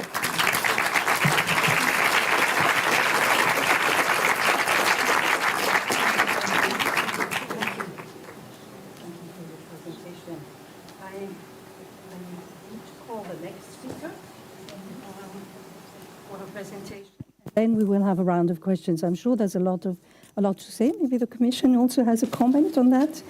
Rocio Guevara de Bonis is a biologist, biochemist and biologist, and is working here at the Instituto Nacional de Seguridad y Salud en el Trabajo on technical scientific projects, and will present on the InfoCarChem database, a tool for those who work at the workplace level to get some information on carcinogens. You have the floor. Gracias, Elke. Thank you, Elke. Good morning, everyone. I would like to introduce this tool, InfoCarChem. It's a tool that has been developed from the INSST, and it is a database that contains all the information, all the pertinent information related to carcinogens, chemical carcinogens, category 1A and 1B, with a standardized classification within the European Union. Obviously, it contains the same information about the mutagen agents and the reprotoxic agents as well.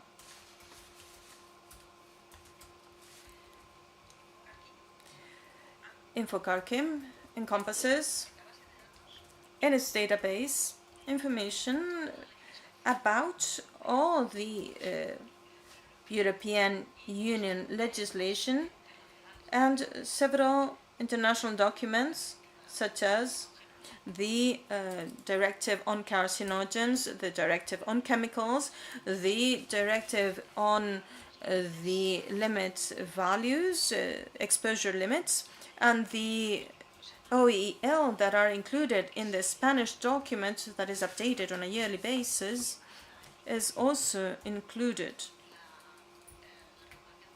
and as well as the regulation on the OELP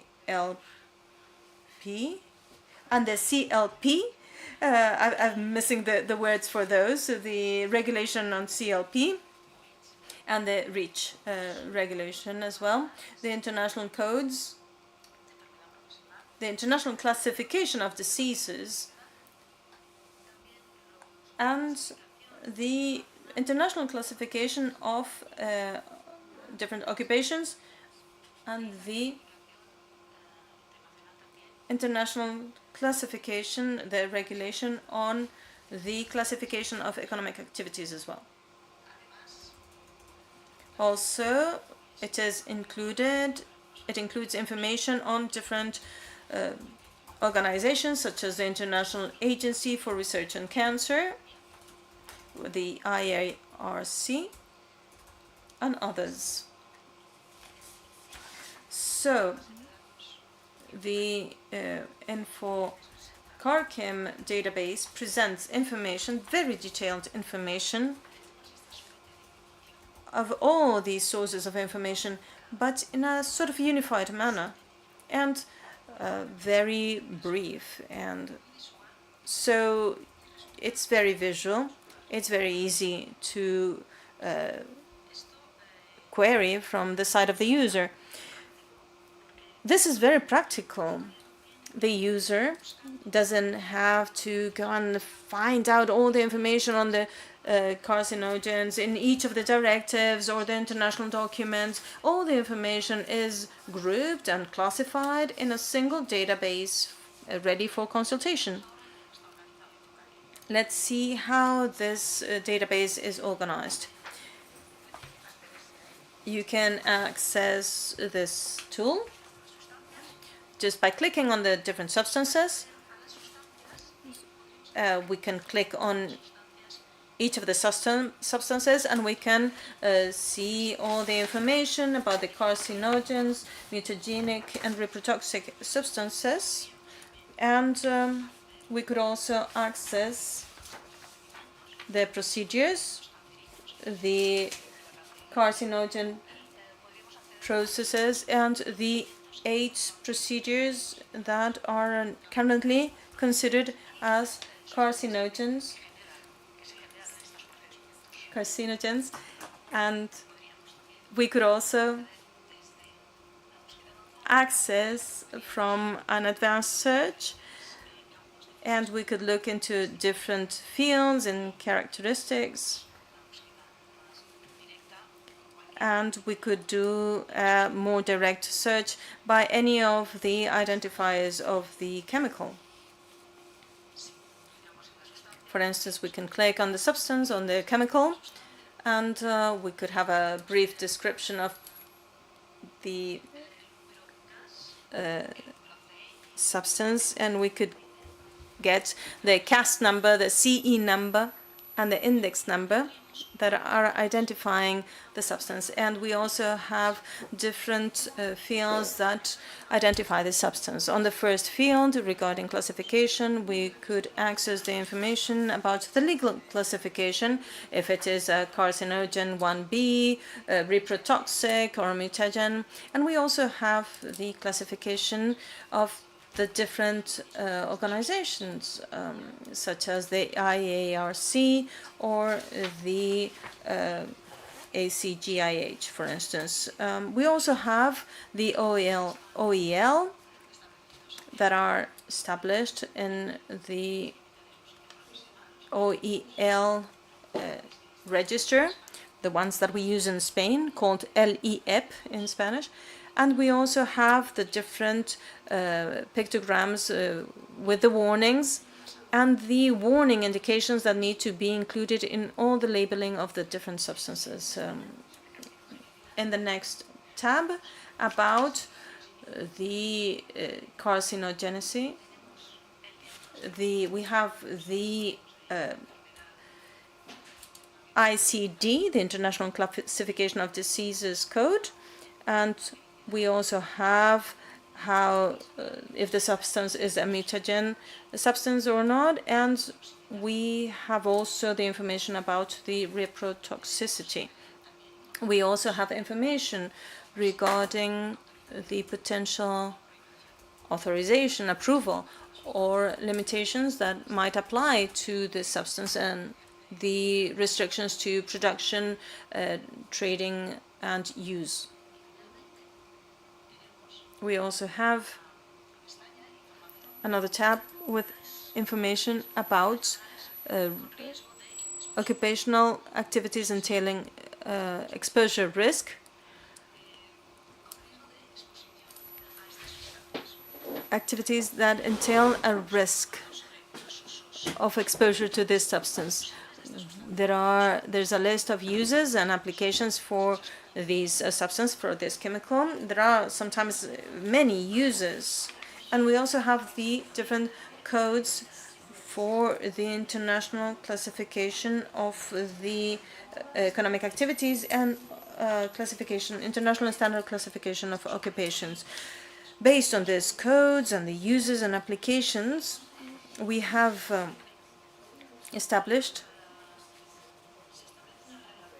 a relationship between the users and the different economic activities that enable us to obtain information regarding the activities where we can be exposed to a certain carcinogen and the population that might be potentially exposed to that carcinogen, and which is a very useful information when it comes to doing assessment studies, impact assessment studies, or the socio-economic impact, health impact, or when it comes to developing campaigns for raising awareness, for information, for even for inspection, labor inspection campaigns, because this enables us to define very precisely the population, the target population to whom this awareness campaign could be aimed at. We also have in the database information about the process that are carcinogens according to the carcinogen directive. In this case, we can trace any of them, and we can receive a brief explanation about the process and why this process generates carcinogens. And we also have the classification according to the International Agency for Research on Cancer. What are the recommendations of the IARC to this process? And we also have all the procedures related to the International Classification of Economic Activities and the code for the occupation.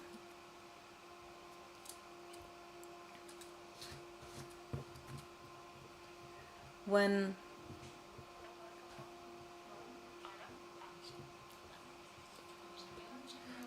you go to the advanced search, you can use different fields, obviously, one of them could be searched by any identifier of the substance, whether it is the name or a synonym or a CAS number, and then we would go straight to the substance. But we could also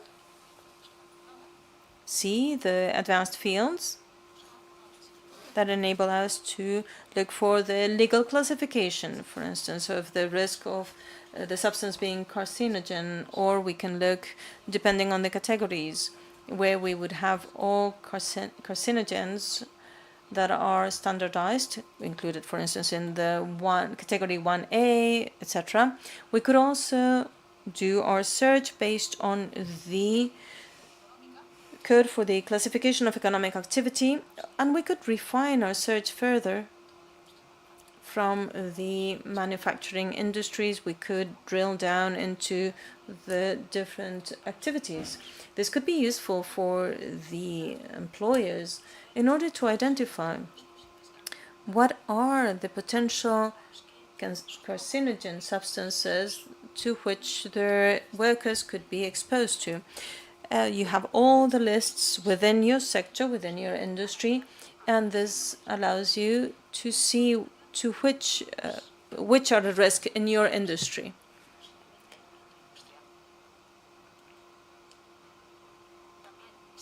We could also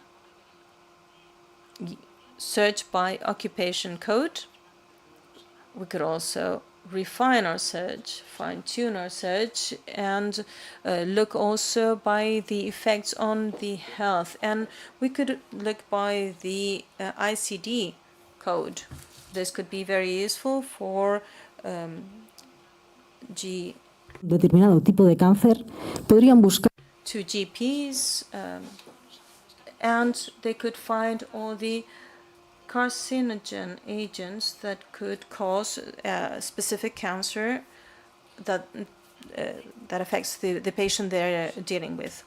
Finally, as a conclusion, I would like to say that this is a very useful database in different fields for prevention, from hygienists, for medical doctors, for the industry. It is also a database that is open to the public. It's free. And since it is a website that is not only available through the computer. It can also be used.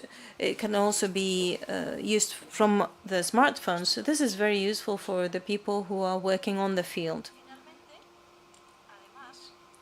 For instance, label inspectors. We also need to highlight that since it is a database that is fed with all the European regulations and directives that is common to all the countries, all the member states, and since all the information is connected to different codes that are also common codes within the European Union or international codes that are easy to recognize by anyone, this is a database that can be queried by anyone in the European Union.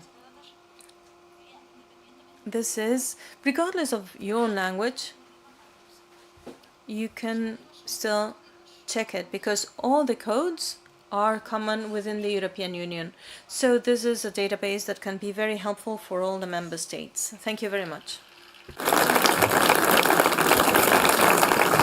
Okay. Thank you for presenting this very impressive tool. We now have time for some questions. We're still ahead of time. It's really impressive. Any questions? I see a hand up there.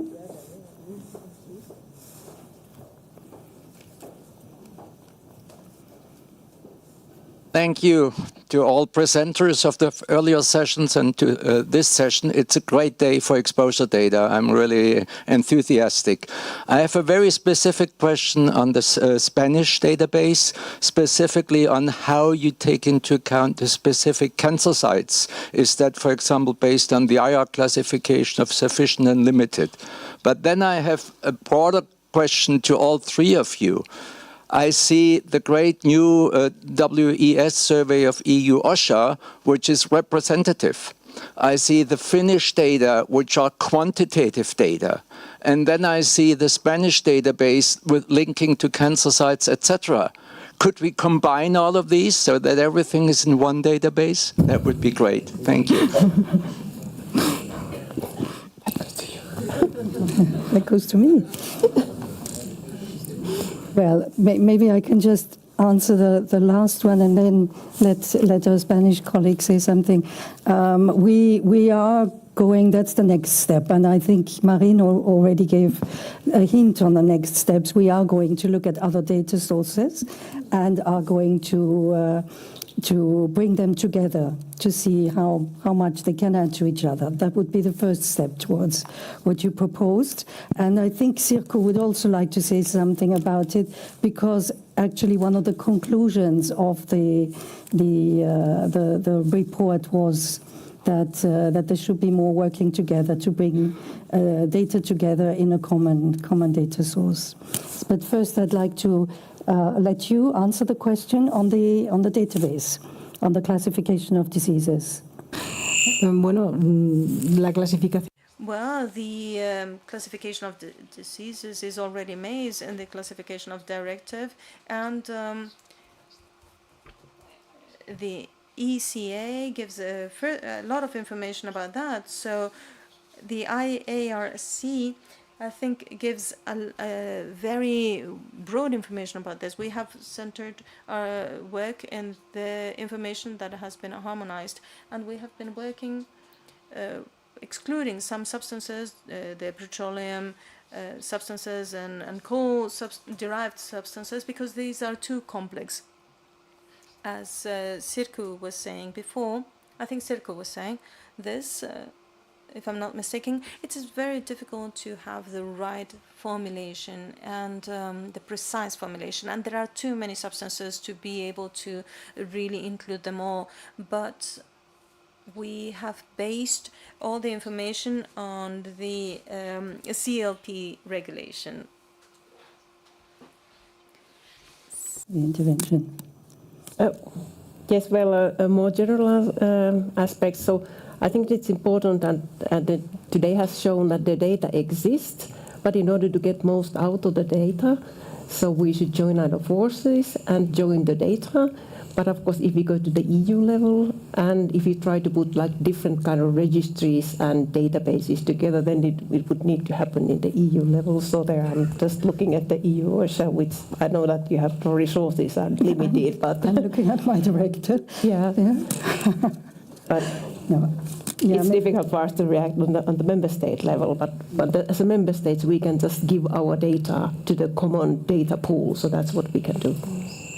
With a lot of investment, I should say, because with my colleague Nadia, who was on the podium earlier, we are working on this IPChem database, and it's not an easy topic, of course. It's not an easy exercise, because the information that's really interesting, that's about workplaces, about what people do, which tasks they carry out, or which prevention measures are in place, this information is not coded yet into the IPChem, and it's coded differently in the different member states. So the challenge is to bring it together in one template where all the data can be entered. So that's the challenge of that exercise. And we are at this step at the moment, working together with some colleagues from Finland, from Germany, who've made available their data to put into the database, and also from France, who are contributing to the discussion on the data format and on the template. But it is a difficult exercise. It's not an easy one. That's something to retain from there.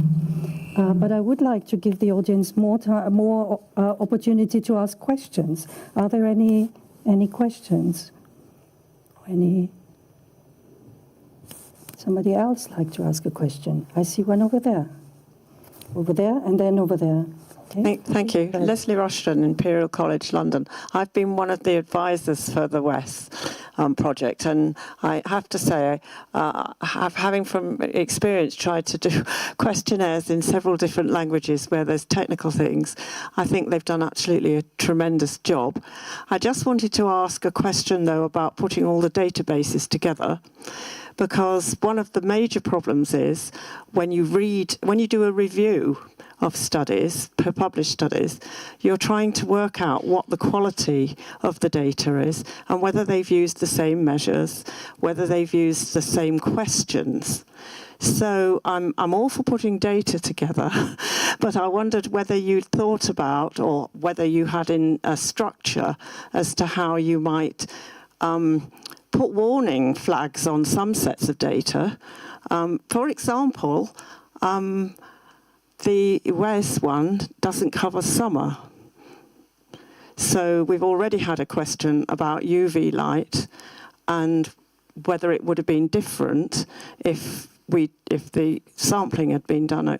So all I'm saying is I would put a warning, and if you're going to put them all together, have something which enables the person who wants to use it to know whether in fact it's applicable to their particular situation. And I just wondered, have you thought how you might do that and help people who want to use it? Thank you. Sirgo, would you like to answer whether this aspect has been covered in this Challenge 1.1 report? Well, as I mentioned, so we have assessed the problem that the data owners may have their data in a different format, and in order to put it to a common platform, they need to put it in the standardized format, and this is a labor-intensive, and some countries, some data owners can do it, and some cannot, and then we just have to find other ways of how they can make it more accessible for others. But so that's what we have been discussing under this Challenge 1.1. But then I guess the rest of the question was for WES, so that whether under WES you have this, addressed this. I won't speak only for WES, but also for the, is this on? For the HASCAM at Work follow-up study with the IPChem, where looking at the data that are selected for the inclusion, this is data from official databases that have some quality assurance mechanisms built in. And the second thing that I would like to mention is that we are as much discussing the metadata format as we are the data format, which would have all these elements of where's the data applicable, what was really included, and all these considerations that you mentioned on quality assurance. But for the moment, we're not working with studies. We are working with official data owners in the countries who run the national databases. That's what we're doing at the moment. We're not taking single studies and including them. So we're far from doing a thing like that, that's for sure. That would be also a very difficult exercise. Yeah. There was a question over there. Yeah.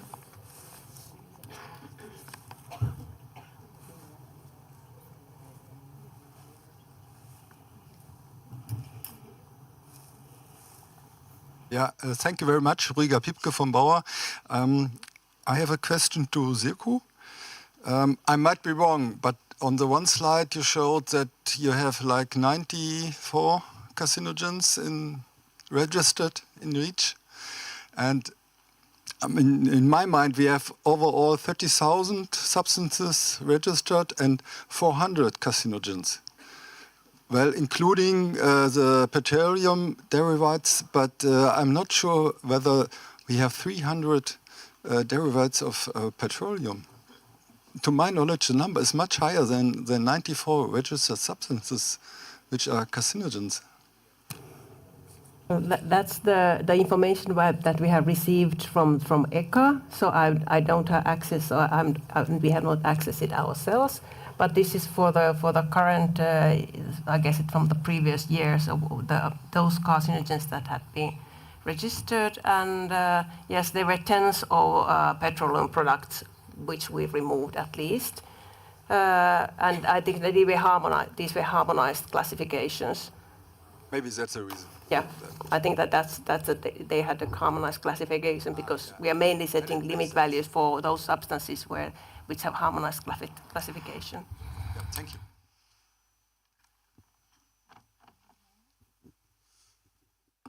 Are there any other questions? Did I miss any hands up? No? Okay, I have a question to both speakers. I was wondering, this is quite some work, your database. How often do you need to update it? Or how often do you foresee to update it? Pues, a ver. Our database is modified every time there's a modification in the European regulation, or even if there is a modification of international codes as well. We provide the update, and also the thresholds of professional occupational exposure limits are also analyzed on a yearly basis, so at least this is updated once a year. Thank you.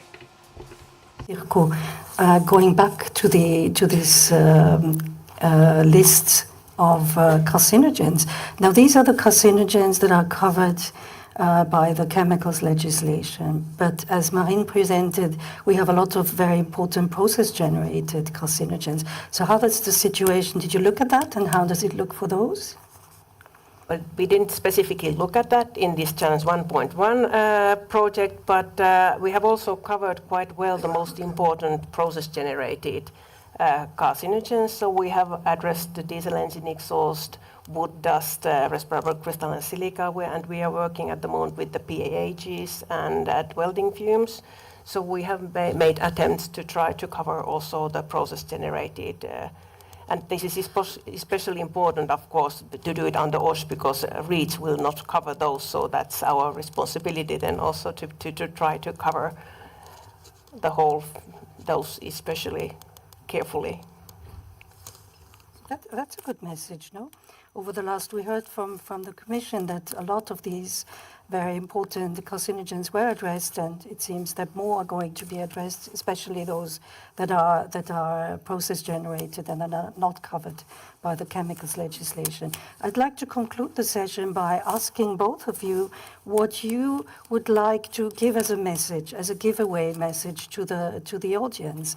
What kind of call would you like to give or reinforce? Maybe something you've already said, but you would like to underline? Would you like to start? Yes, I guess it's that information is there, and we are stronger if we join our forces and we join our data together. So that's, I guess, the main message. For you. I highly encourage everyone to make extensive use of InfoCalkim, our database. As I said, it would be extremely useful for all the European member states, for everyone, because it includes standard codes understandable by everyone, regardless of the language. So I highly encourage everyone to use it, because I do strongly believe it could be most valuable in the field of prevention of risks provoked by chemical carcinogens. Our efforts to bring together exposure data, we will approach you for the worker exposure survey to share some of the information sources that you have, but also in this IPCAM project that I mentioned. And I'd like to conclude the session here, and thank you very much. Thank you.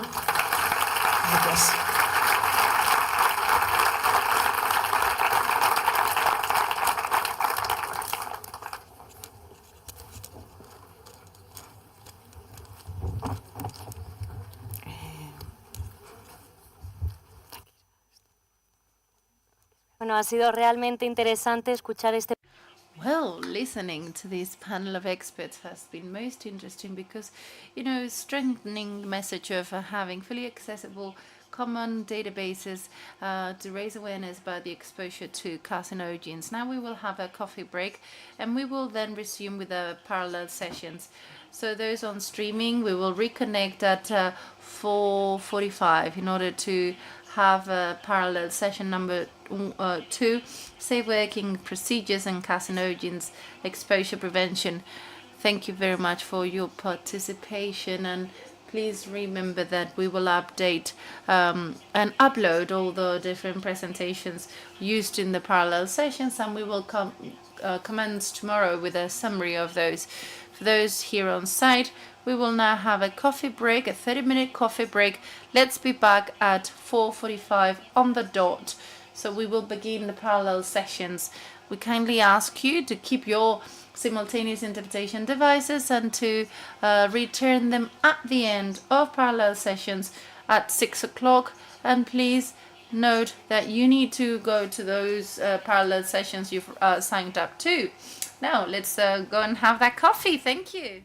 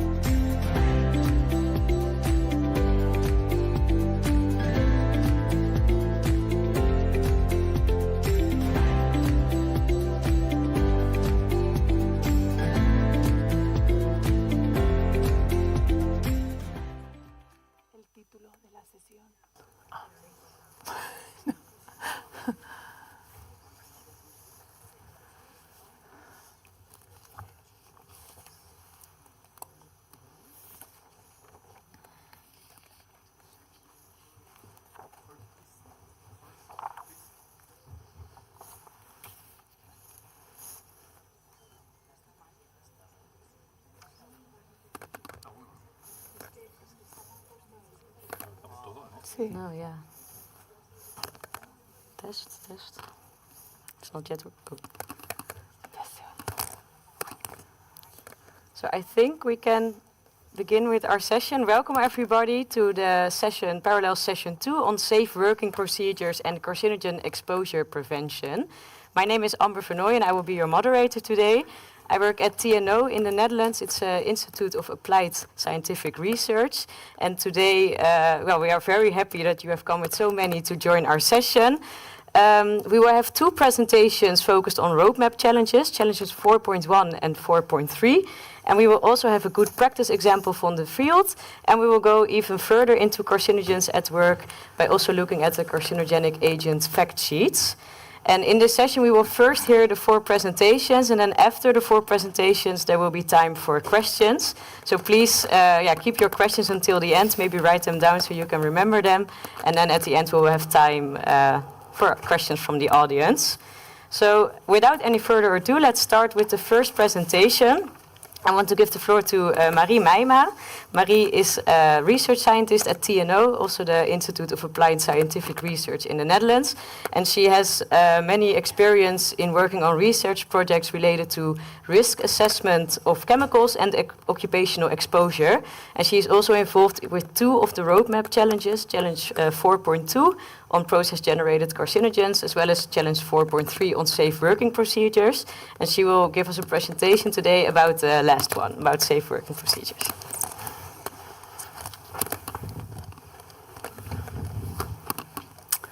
Yes, thank you very much, Amber, for the introduction, and good afternoon, everybody. I will talk indeed about validated safe working procedures. So you may have heard of good practices and safe working procedures, but I really want to highlight the validation part, because in the end, this is the way that ensures compliance with health limit values. And also, validated safe working procedure is cost-effective on the long term. So I will explain the concept and show you some examples for this. So safe working procedures is embedded in the roadmap targeting innovation. We work together on this with our German and French partners. So to dive into the background directly, employers are obliged to protect workers under this directive stated here. So they have to assess and prevent the risks associated with exposure to carcinogens. They have to take measures. They even can get penalties or fines when they do not comply with health regulations. And often authorities provide guidance to employers and employees to help them to understand things in the directive. But still, it's quite difficult for employers. How do you really ensure that workers are not exposed above the limit value? If you really want to make sure that, you have to perform measurements, but these are often very costly. So the question is, how can we guarantee that workers' exposure comply with limit values in a cost-effective way? And that's the question I want to answer this presentation. So the current situation is, as we have seen in the last slide, employers need compliance with the limit value that is mandatory for all employers. So they have to make sure that their workers are safe. However, in practice, only a few businesses can prove that their workers are sufficiently safe. And that is because in-house measurements are quite expensive. And especially for small, medium enterprises who often lack financial means, it is sometimes really undoable. So we are looking for a more cost-effective way, but also for compliance with limit values. So in the ideal situation, there are validated procedures that immediately provide legal compliance. And also there are procedures for the same activities for a whole sector, because this is cost-effective. Well, how do we do this? This seems maybe a very high goal, but I think safe working procedures validated with measurements can be a solution for this. Before I provide you an example of a safe working procedure we developed in the Netherlands, I want to tell you a bit about the definition of good practices and safe working procedures, because well, these terms are often confused. So a good practice is a description of a way to perform a task in a correct way, but it's usually less detailed compared to a safe working procedure. Nevertheless, they can be very useful. We also collected good practices within the roadmap, and they are on the roadmap website on the solutions page. However, a safe working procedure, did it work? The safe working procedure is much more detailed and is also substance, industry, and process specific. But what is not really generally accepted is the validation with measurements. But when it's not validated, how do you really ensure that you comply with limit values? So in the past, TNO set up some criteria for the validation of safe working procedures. They said that measurements should be performed under reasonable worst-case conditions to be conservative. More than 20 measurements should be done, of which 90% is below the limit value, and also sufficient contextual information should be present. For example, about the ventilation in a room or the size of a room, whether there are multiple workers in one space. So this is an example for a safe working procedure that is validated for welding fumes in the Netherlands. A little bit of a background. So it is estimated that there are 2 million workers exposed to welding fumes in the EU, and also the exposure numbers in the Netherlands are quite high. And chronic exposure may lead to cancer, asthma, brain damage, and other serious health conditions. So it's really key that we do something about it. So that is why sector organizations in the Netherlands took action, and they developed a safe working procedure for welding fumes. And also they involved the Dutch Labour Inspectorate. In practice, the safe working procedure is very quickly and easy to fill out. It is an online questionnaire, and in the next slide I will provide you some examples of questions that are asked. And based on the answers provided by, for example, an employer or a inspector, calculation is done for the worker's exposure.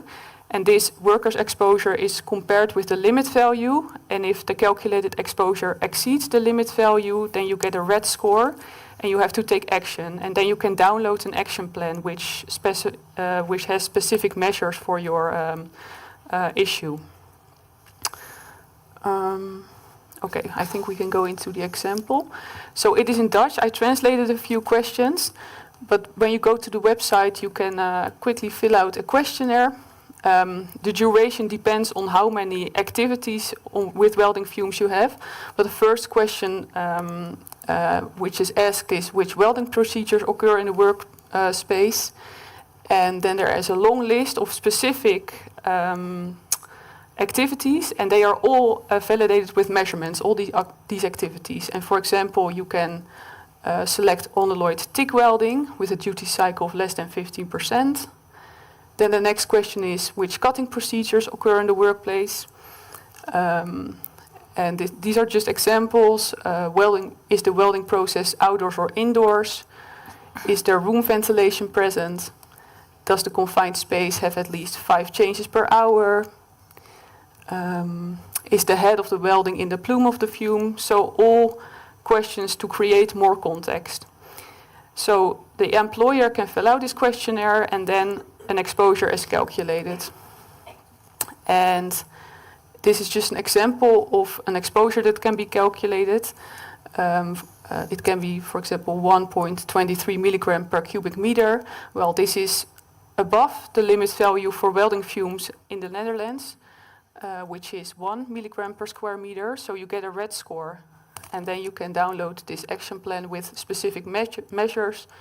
You can also download fact sheets, or you can directly contact an improvement coach. So a phone number is displayed on the website, and you can free of charge call this coach to get advice.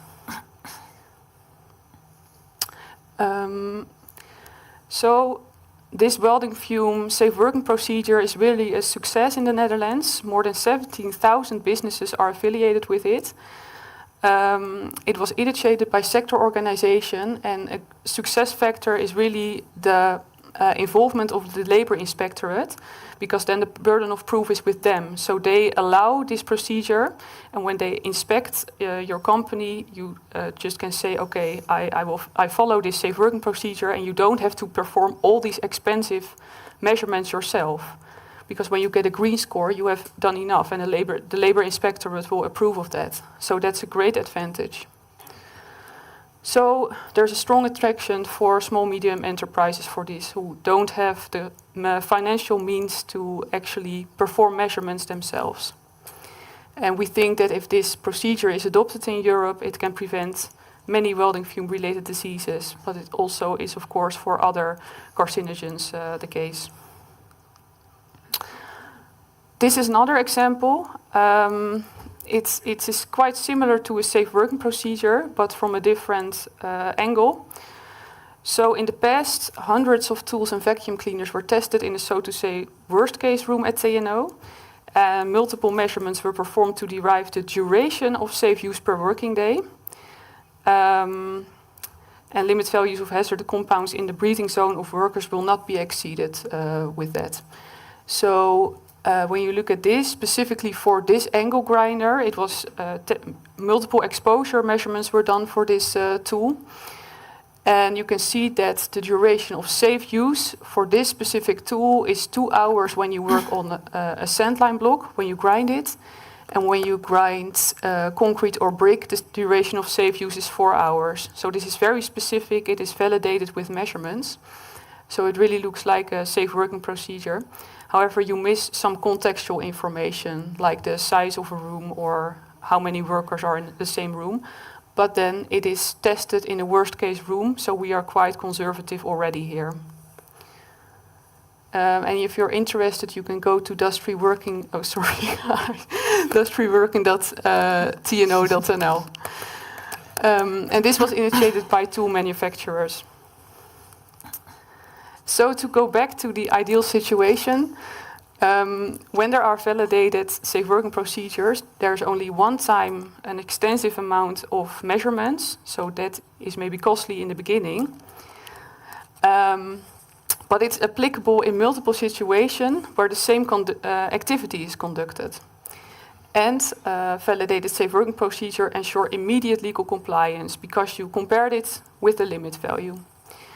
So employers do not each have to perform all these costly measurements, and this is especially beneficial for small, medium enterprises. And this is my last slide, so to say, call to action.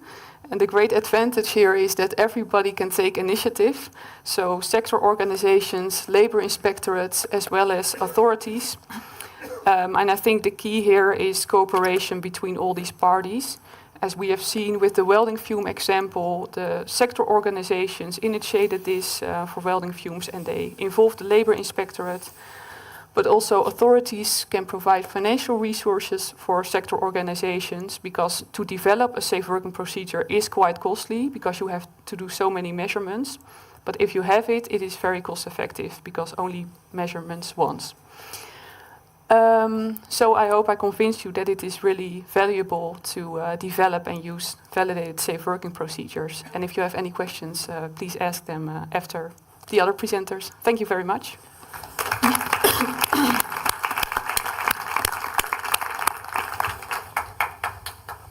Thank you very much, Marie, for your very interesting presentation. The next presentation will be given by Teresa Sanchez. She has been working at the INSST for more than 15 years as a chemist, and she works in the field of industrial hygiene regarding carcinogenic agents, and in particular asbestos. And Teresa will give us a presentation on carcinogens at work, and we'll go into the carcinogenic agents fact sheets.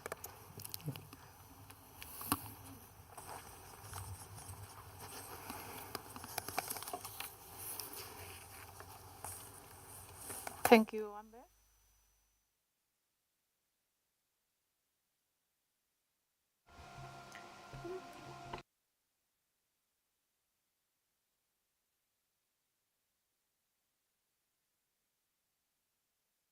The interpreter apologizes, but we do not receive any sound in the booth, so therefore we cannot translate the message. Apologies for that. Hablaba de cáncer es la principal causa de mortalidad laboral en la Unión Europea. Se calcula que los agentes Sorry? No? The microphone was not working. ¿Sí? Sorry. Hola. No, it's still not.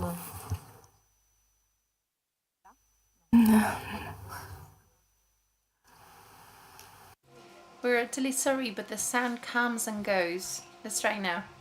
Hopefully, yes. Okay, I will stay here. So I was saying at the very beginning of the sessions, our colleagues anticipated, mainly Jose Langs, this is the main cause of mortality. Cancer is provoked by the occupational hazards. Based on this and based on the boost by the European Commission to the Member States, empowering us to work in the intention to generate zero job-related casualties. At the Spanish Institute, we launched the campaign Let's Avoid Occupational Cancer of Tomorrow for the prevention of exposure to carcinogens. And the first approach in this campaign is the detection of what may be happening in those occupational spaces with exposure to these agents, in order to set up a connection with a number of diagnosed cancers. We want to raise awareness about occupational cancer, ensuring that the exposure to these agents in an occupational work-related space may be the origin of a future cancer. We have a problem as a society, and that is a difficulty to declare or to set up the work-related origin in many of the diagnosed cancer. And that's why we need to tackle this problem boldly. We also want to raise awareness about the importance to prevent exposure to carcinogens and the necessary to perform the task, adopting the necessary measures. We also want to encourage and promote actions in order to eliminate and reduce risks and to ensure safer places at work. Cancer has a very long latency period, and it is also a multivariate disease. If this also is combined with a very low perception that we have of the risk when we are working with these agents, with the mutagens and carcinogens. This is translated in the difficulty of the declaration of a diagnosed cancer as being as an occupational cancer. The lack of identification of these chemicals or these substances at work includes additional complexity because we can't really set up the relationship and declare these work-related diseases in the cancer diagnosis cases. And in order to do so, we want to focus on the need that we have to properly identify those substances that are hidden in the working spaces. Based on such goals, we will then develop numerous materials and campaigns that can be fully downloaded, a brochure. For instance, these can be downloaded from a microsite on our website with these materials that you can see by way of illustration, different visual support, and as well as boards, videos, and we launched messages on the social media in those 3 weeks that the campaign lasted for. We're now going to watch one of the videos that we created for the campaign, one of 3, and each one of them had a very key message. On the one hand, we wanted to stress the salient problem, which is work-related cancer, and to set up the necessary measures. And last but not least, let's work together. This is what we are going to watch right now. Thank you.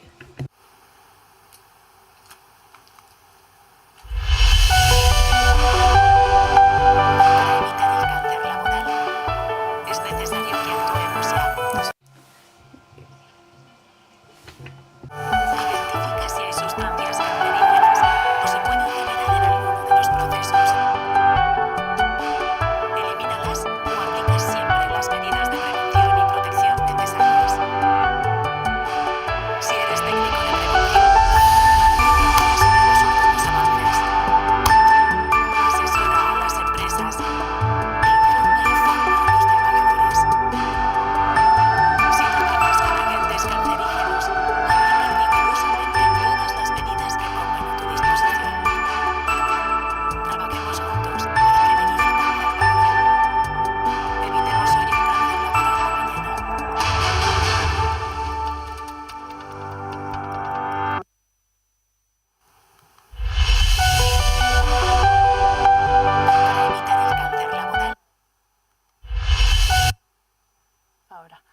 bueno, hemos elegido...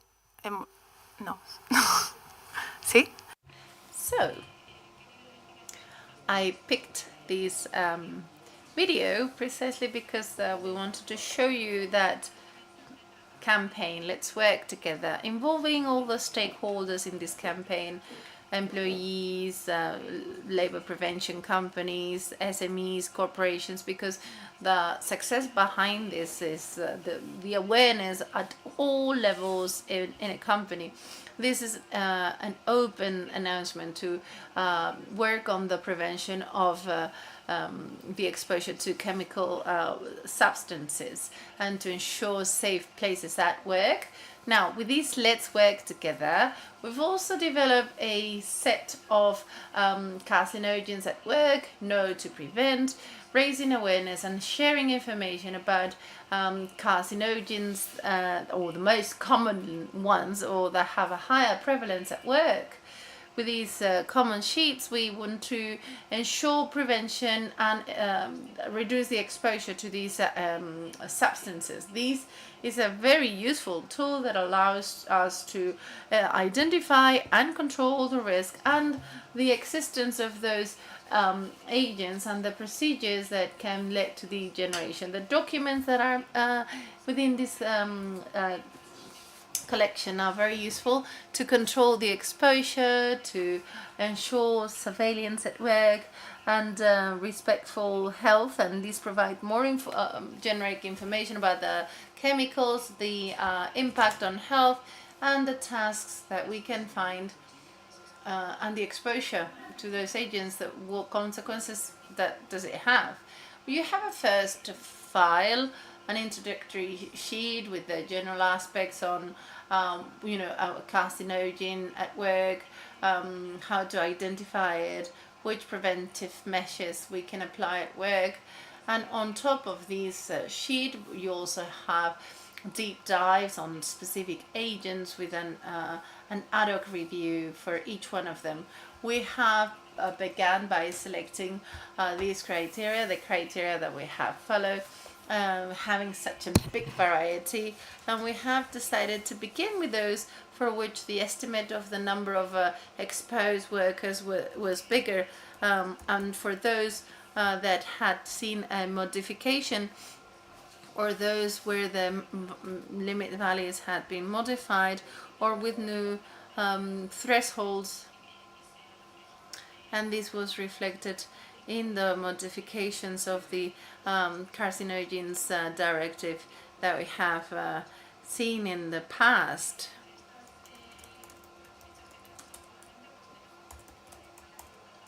So you can see the look and feel of our sheets. They've also been translated to English in order to have them fully available, and you can all have them.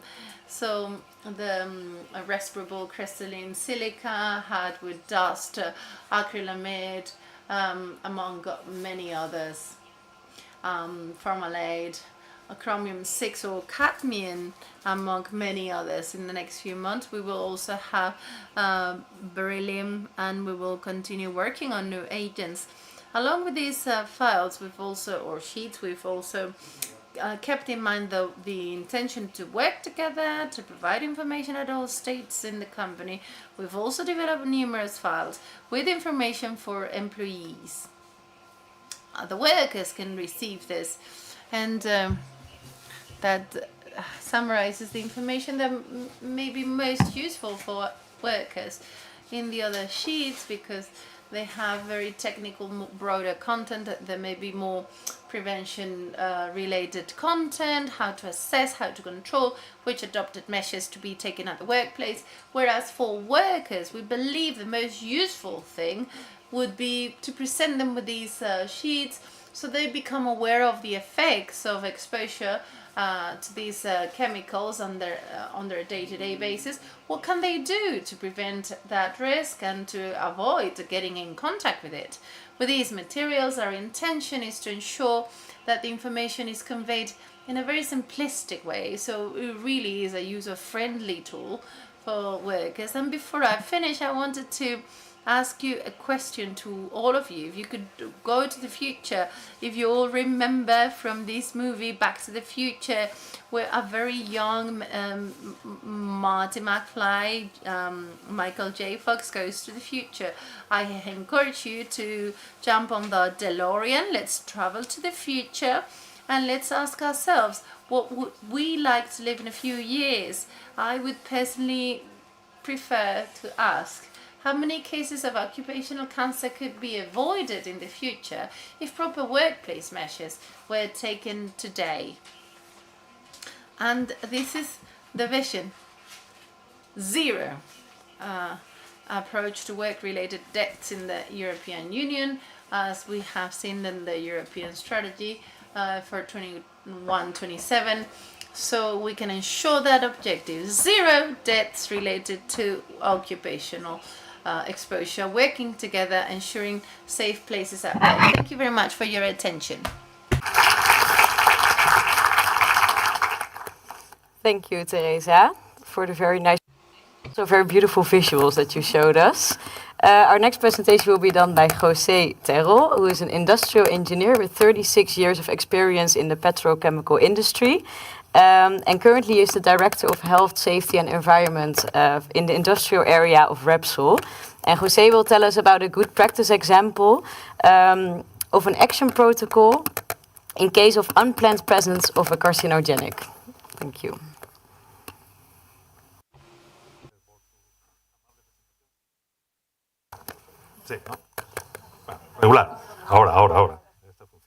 I think you can hear me now. First of all, thank you. Thanks to, I'm afraid the booth cannot hear and we are unable to interpret at the moment. We cannot hear the speaker. Apologies. Now. Ahora. Creo que es una... I believe this is a good opportunity for the administration and for the rest of the users can share opportunities related to the preservation of the health of our workers.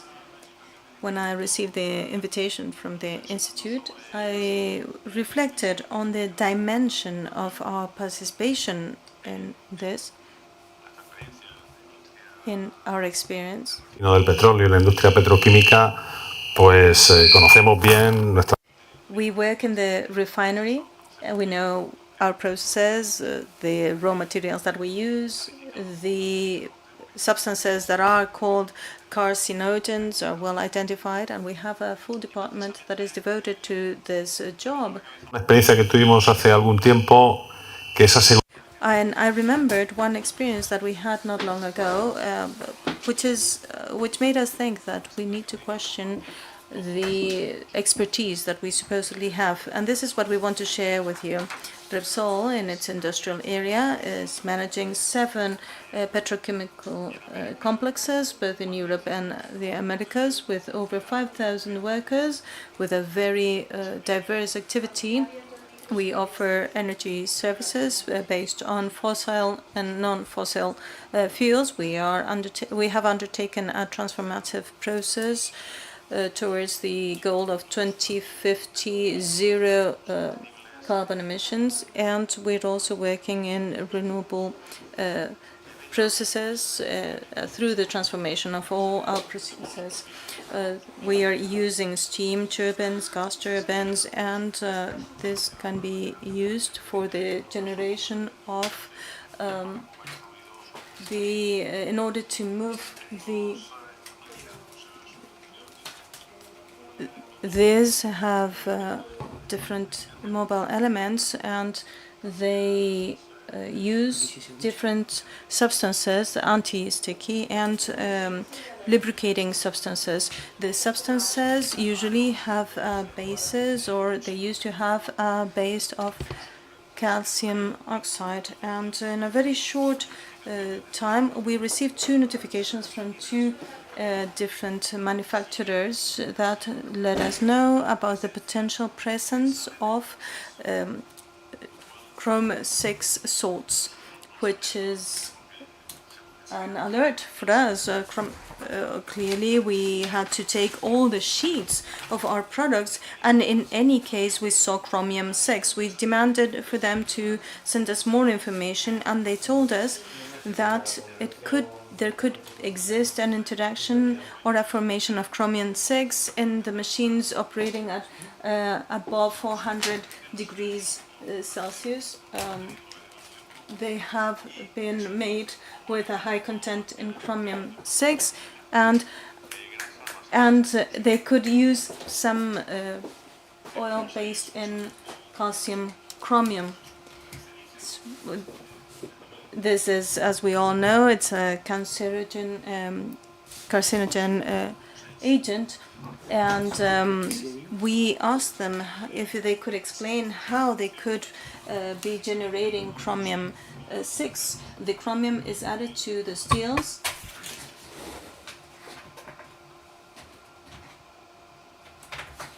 in order to improve their capacity, and the laboratory had reached the conclusion that the calcium oxide acted as a catalyzer and managed for these and oxidized the parts of this machine above a certain temperature, and they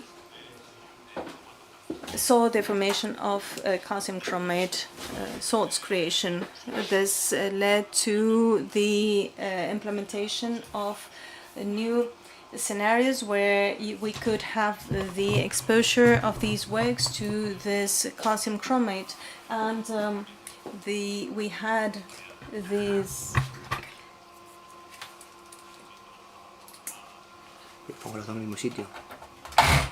and we saw there was a maintenance that was programmed, and we had to identify all the machines that needed to be used at all the materials that used this procedure having also a high content in chromium. We had to study all our steam turbines that were under these conditions, and also the first measure was to identify these parts, and then from the maintenance service we had to mark them as potentially charged cadmium charged machine, so that everyone in the field would receive a warning.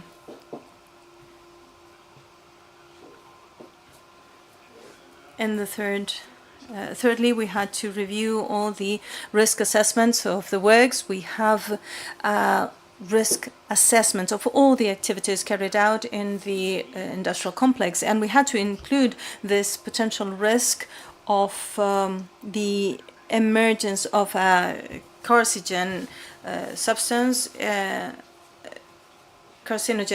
and to establish a protocol in order to tackle this.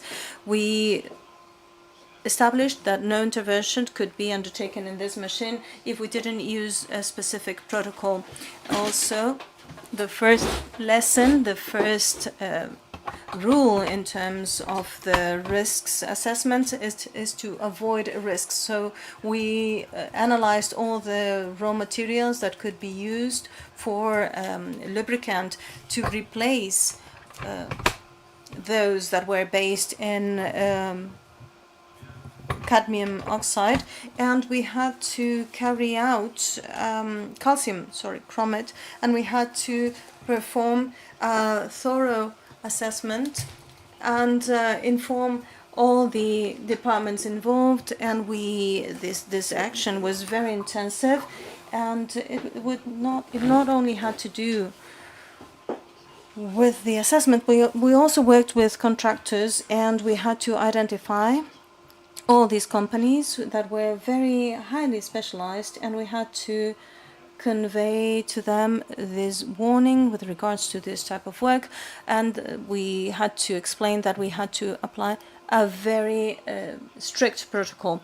After notifying the risks and after them including them in their risk assessments, they have to own this type of protocols and they have to plan ahead for this type of activities. So one of the main aspects there is the health monitoring aspect, which was not included in the risk assessment, so they had to get equipped with all the means necessary in order to carry out the necessary health monitoring.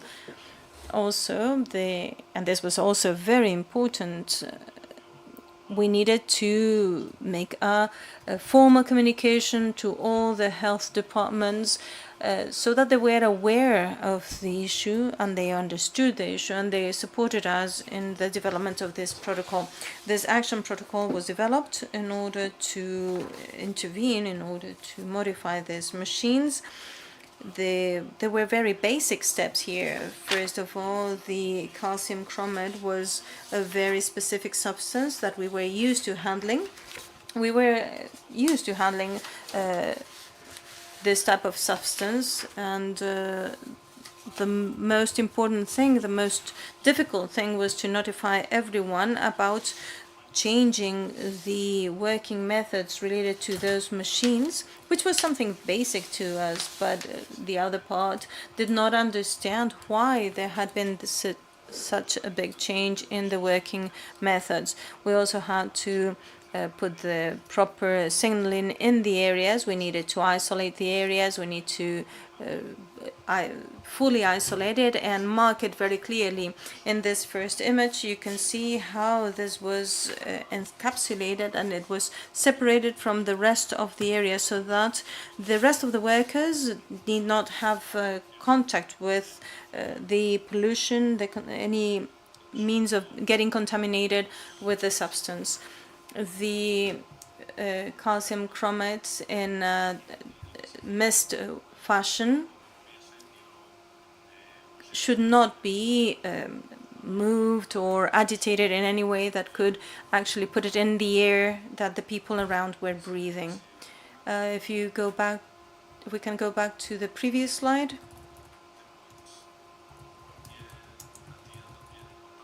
As in any other activity in touch with this type of machinery, we had to have a dirty area, a clean area, the air filtering, the use of PPEs when were necessary, and throughout the development of these activities, it was very important to encapsulate the parts that needed to be moved outside of the area. We needed to first put them in a specific case and then move them away of the area and then getting them out of the capsules and then obviously finding the right personnel in order to handle this, in order to be able to absorb the calcium chromate. And also the use of all the PPEs was necessary, but these PPEs needed to be cleaned afterwards. They had to be handled appropriately. So something that I would like to highlight is how can we know that we have actually eliminated the risk? We found the way of identifying. We used our protocol by default. There were certain solidifying fats and oils that we used, and we also wanted to make sure that the machine was completely clean of calcium chromate. So we found a field test in order to determine the efficiency of the procedure, and we wanted to test that the replacement was not generating the calcium chromate. This has been working very well up until now. We do not have any exposure, or the tests carried out give us good results, and all the replacement substances are giving us good results, but we need to make sure and take measurements every time we open these machines so that we can be at ease and have peace of mind knowing that there is no risk of exposure afterwards. This is a summary of the new products that we have, and the lesson learned here is that sometimes we feel that we know it all, and it is not the case. This is what we learned from this case. We wanted to have all the carcinogens well under control and all the people well trained, but a new agent, an unexpected agent where we didn't expect it came up, and this presented a lot of challenges for us.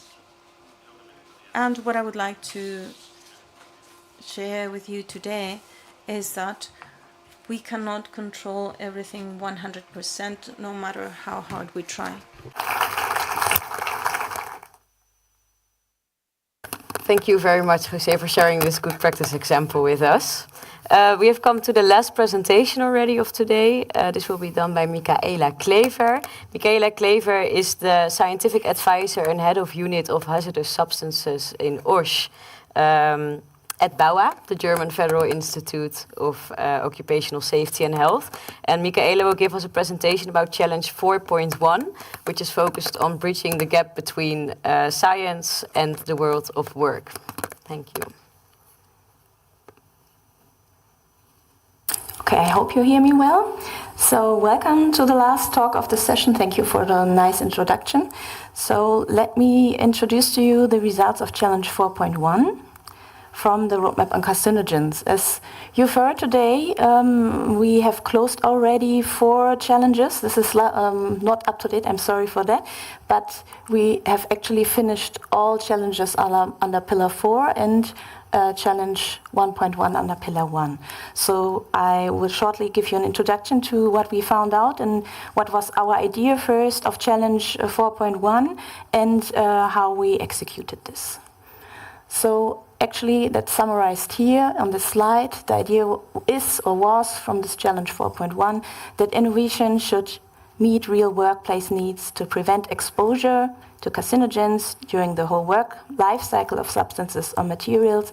And this knowledge needs to become an understanding and should also be spread to the people who could be potentially exposed to these carcinogens.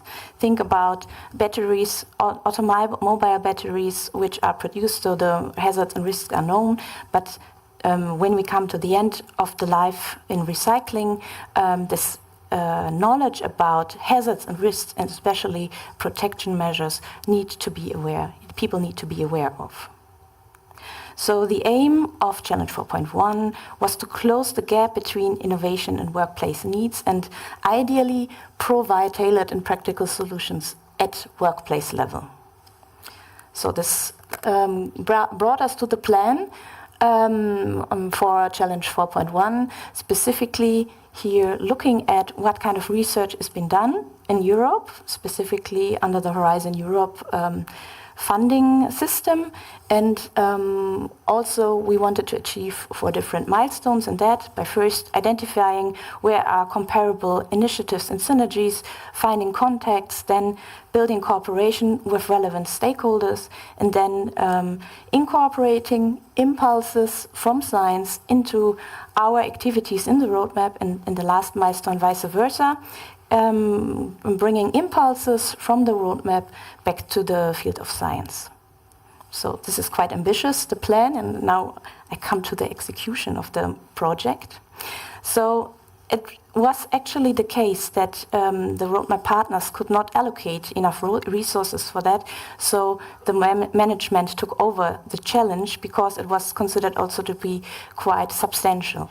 Also thinking about future implementation and also raising awareness on the topic of carcinogens, we thought, okay, we at least need to kind of fuel this idea how to bring in researchers and workplace needs together, and started a preparatory study. This preparatory study was commissioned to a contractor, Ökopol, and was actually a desktop search to look at the research projects which are available in databases where different research projects are collected in Europe, and then see what kind of activities are related to activities we have in the roadmap. And that's already the result here. We found actually, if this works, yeah, 317 literature references supporting our 9 challenges from the roadmap.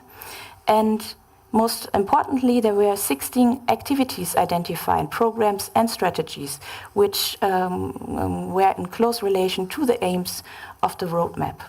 These activities were summarized in our so-called one-pagers to summarize the most relevant actors, the contacts, the aims of these activities which were identified, so that we could have a basis where to start from.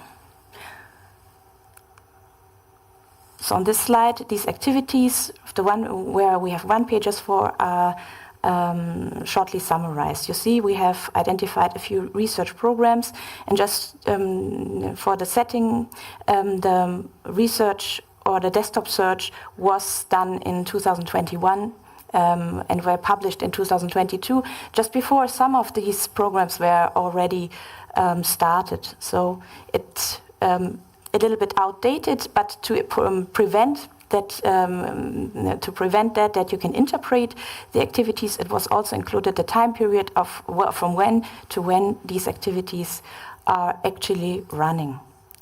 Besides research programs, we also have identified strategies. We have heard about some of these strategies already, so the OSH strategic framework, of course, but also the chemical strategy on sustainability.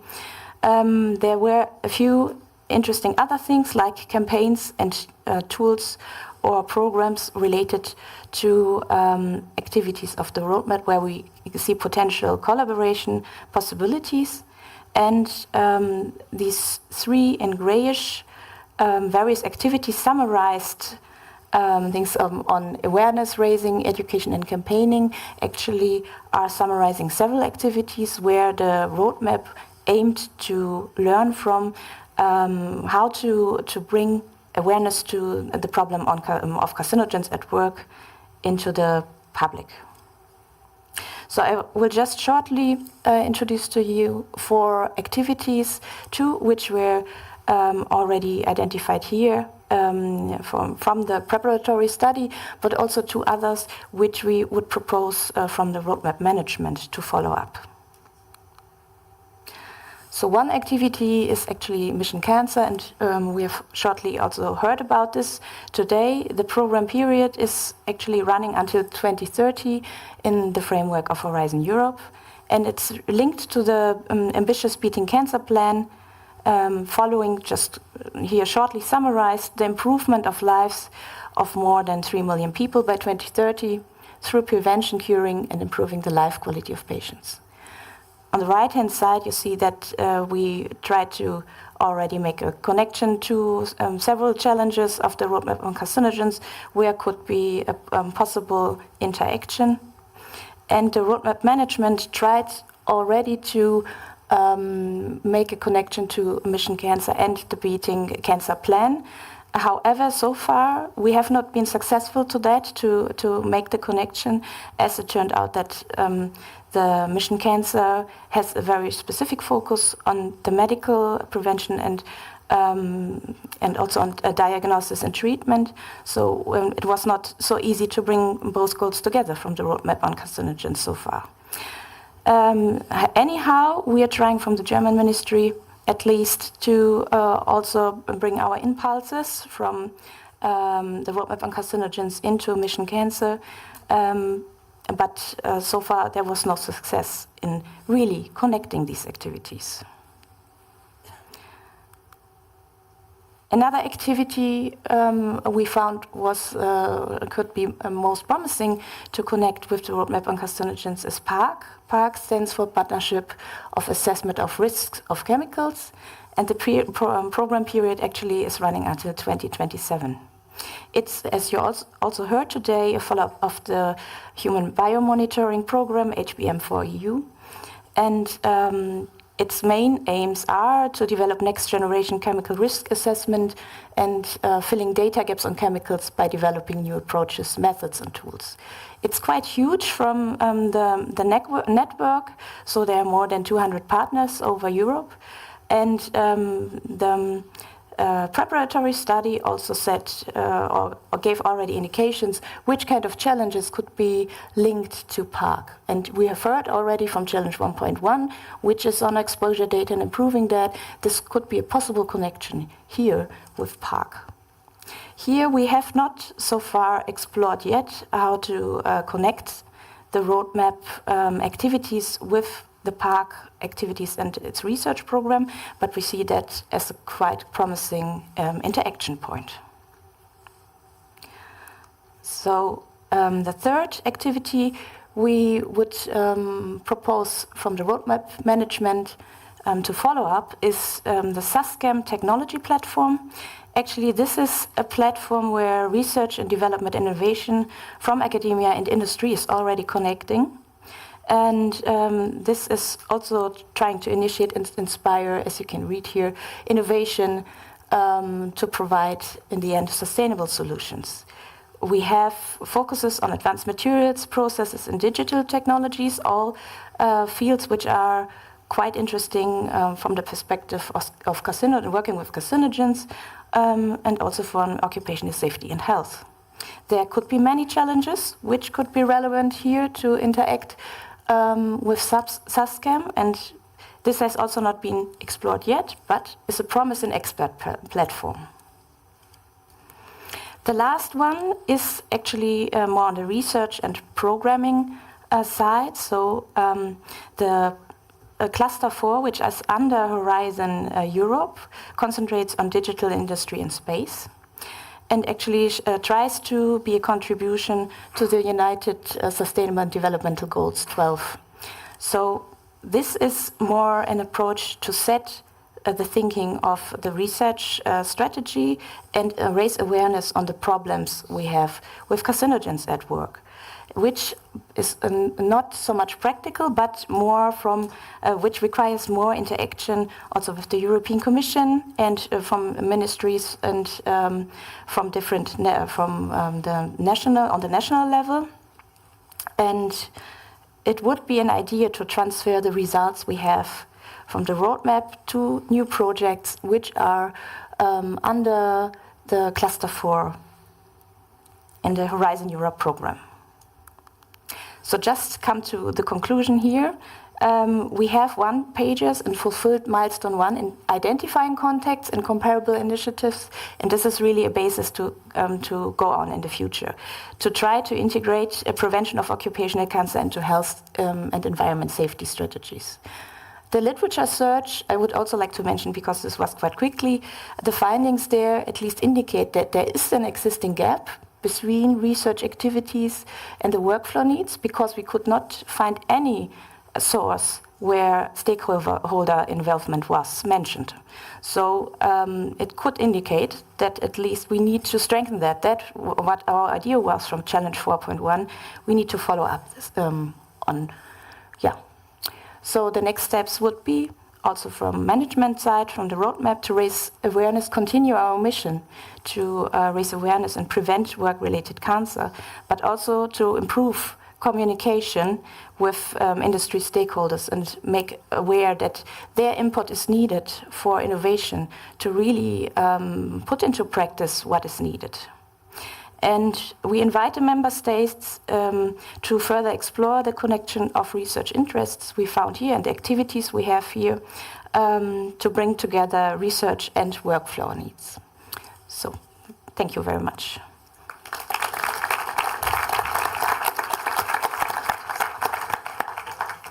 Thank you very much, Michaela. We have come to the last, or actually we have just finished the last presentation of today, so we have come to the moment where you, the audience, can also speak. Are there any questions for our presenters? I see one there.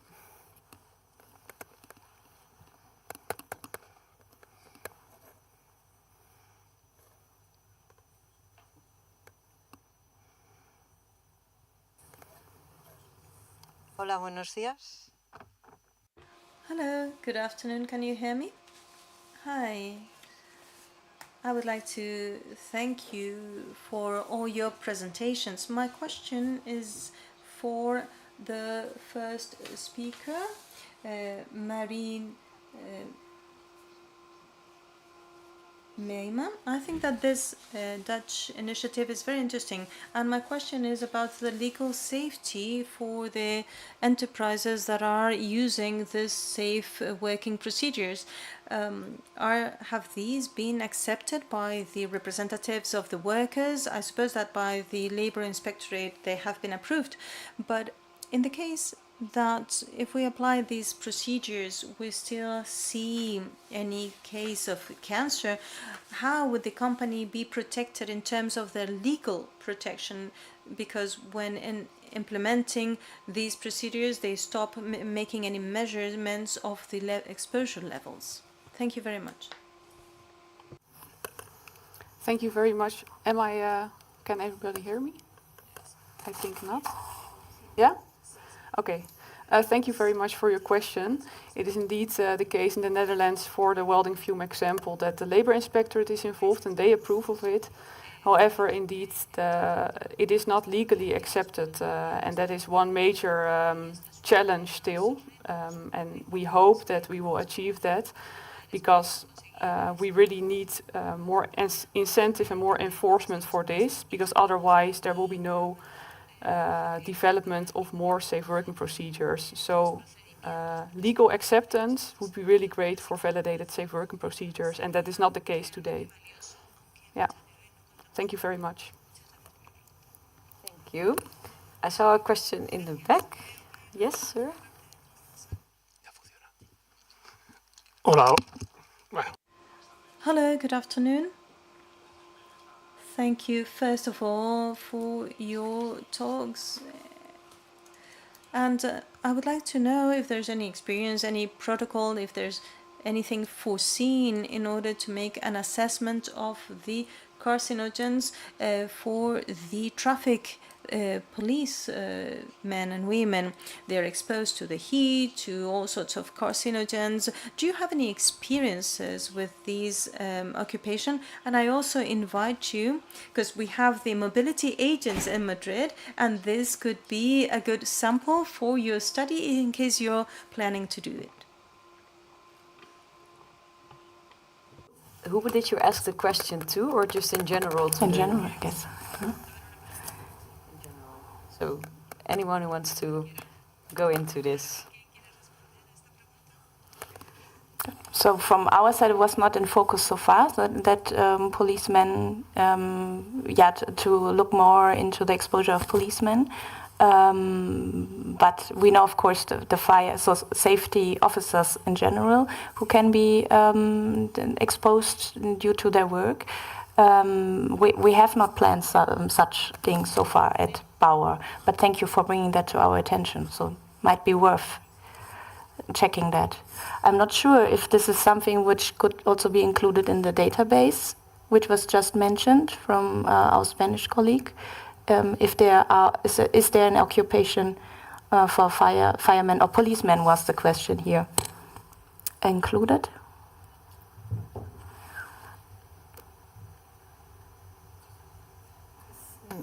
¿Sí? ¿Se me oye? Sí, se está trabajando, o sea... Indeed. We're not working on the mobility agents, but perhaps in the emergency sector, firefighters and so on, within the National Security of Health and Safety at Work. There's a working group, a doc created for that. In the parallel session number 3 in the asbestos team, they are going to introduce the one related to the exposure to asbestos.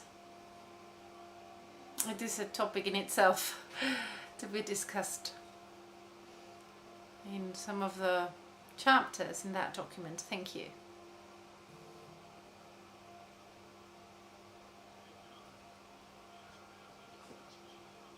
The diesel emissions, carcinogens, mobility, and those exposed at work in traffic. Not asbestos. The diesel exhaust So personnel, traffic or road safetyness, personnel. And the question is, are you familiar with any experience, or is this forecasted? Is there any other procedure in other European member states that could be taken by example? Thank you. I don't know, Michael, if you know whether that's done in Germany or if it's done in your institute. Under Challenge 3.2, we are trying to collect all the guidelines of safe working, good practices at least, also, thank you. And we also try to filter that for different occupations. So we have, it's not of my attention if this mobility workers, or in the case of policemen, have been included in this, but it's worth checking that, of course, if there's a specific exposure which needs to be addressed and where these guidelines are in need. So I get this now from your question that there might be a need for that.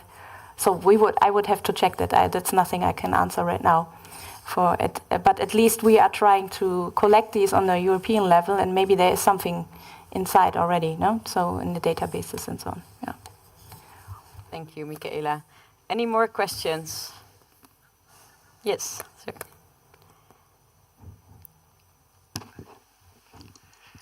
Sí, buenas tardes, muchas gracias.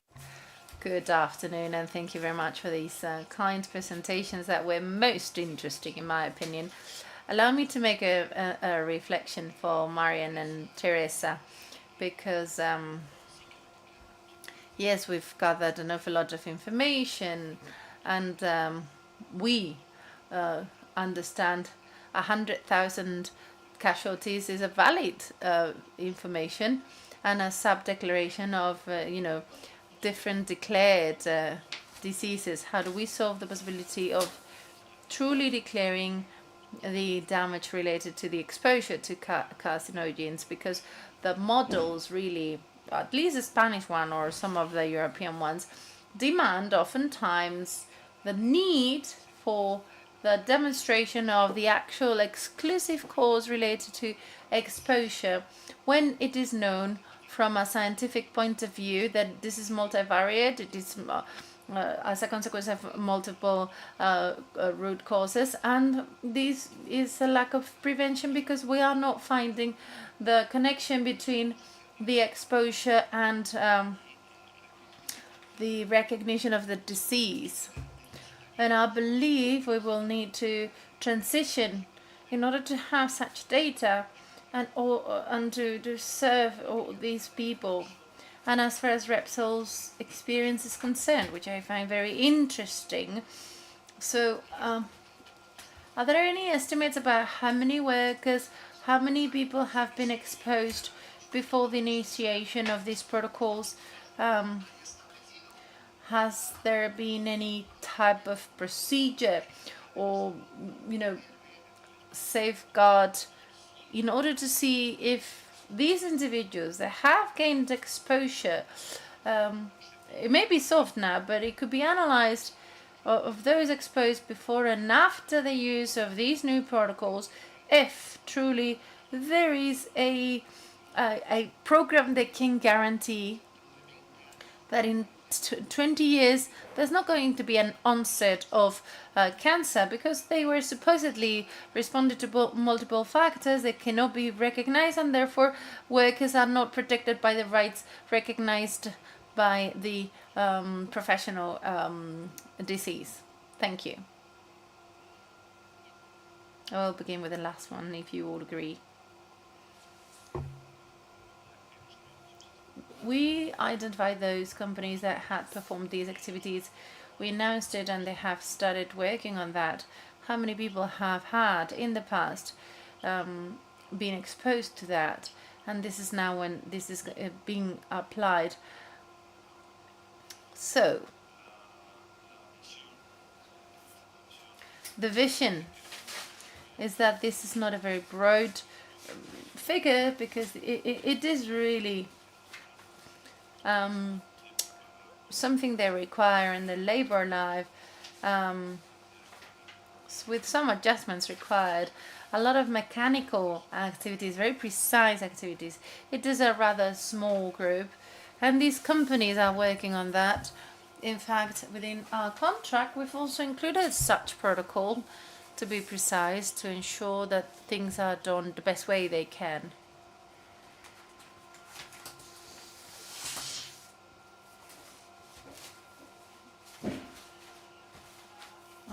Just to follow up answer related to the question, we have mentioned this over the presentations. We are realistic.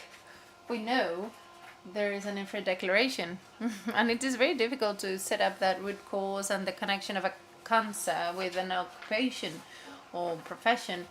The national prevention agenda has been deployed, the work-related cancer, and within the Spanish strategy in the next few years we will see the results.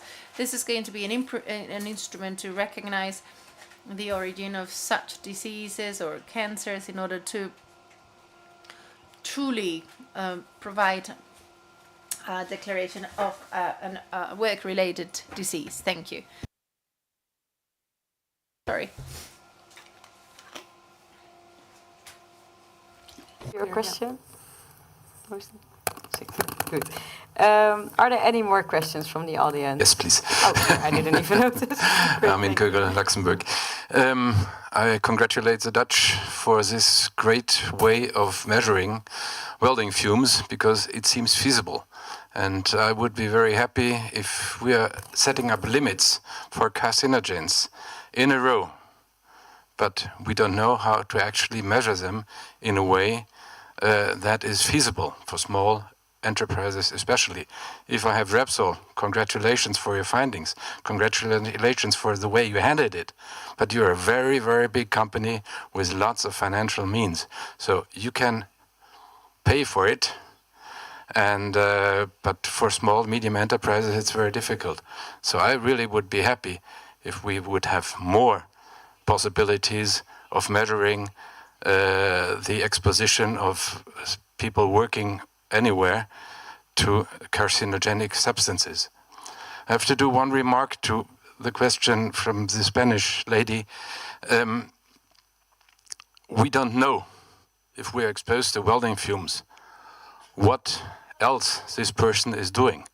If this person is smoking a pack of cigarettes for 30 years and it comes a cancer, this must not necessarily be because of the welding fumes. One cigarette is carcinogenic. How many cigarettes are going to be so carcinogenic so that a person gets a cancer? There are people smoking all their lives long. They never get a cancer. Take Helmut Schmidt from Germany. He smoked till his end. So it's always a problem if you have the job and if you have your private life. How do you make the differentiation? If you take asbestos, there it's clear. If you have an exposition, there you have a fiber you can find, and then everything is due probably to an occupational exposition. But having worked at your home and having touched asbestos anywhere might as well cause an exposition and a cancer later on. So to make the difference between professional exposition and private exposition is very, very hard and need to be solved. But I think it's going to be very, very problematic for the years to come. Thank you. Thank you.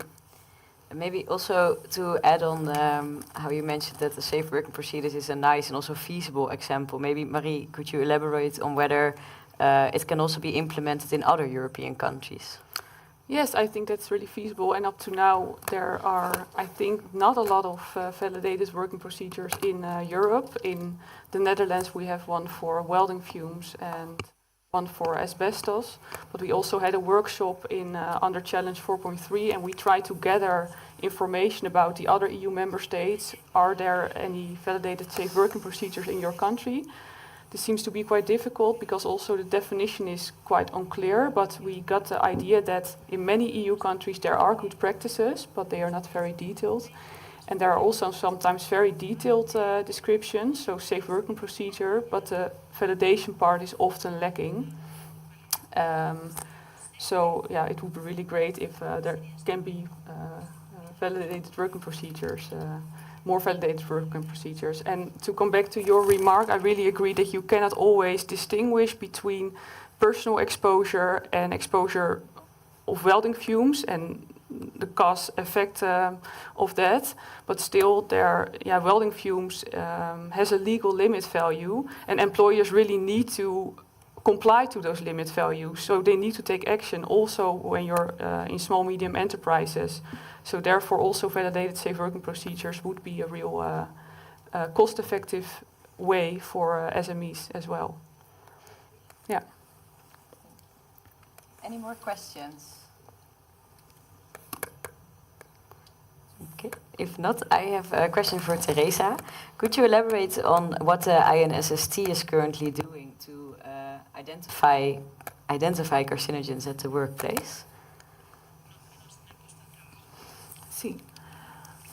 Bueno, desde the INSST, we have put together materials like the ones that I've shared with you, because our approach is to help in the detection, identification, as I said before, or my colleague said before, in large corporations it's always easier. They all already have the financial means to implement these measures, but we find it difficult when we are dealing with small SMEs, which is a very important part of the industrial fabric in Spain.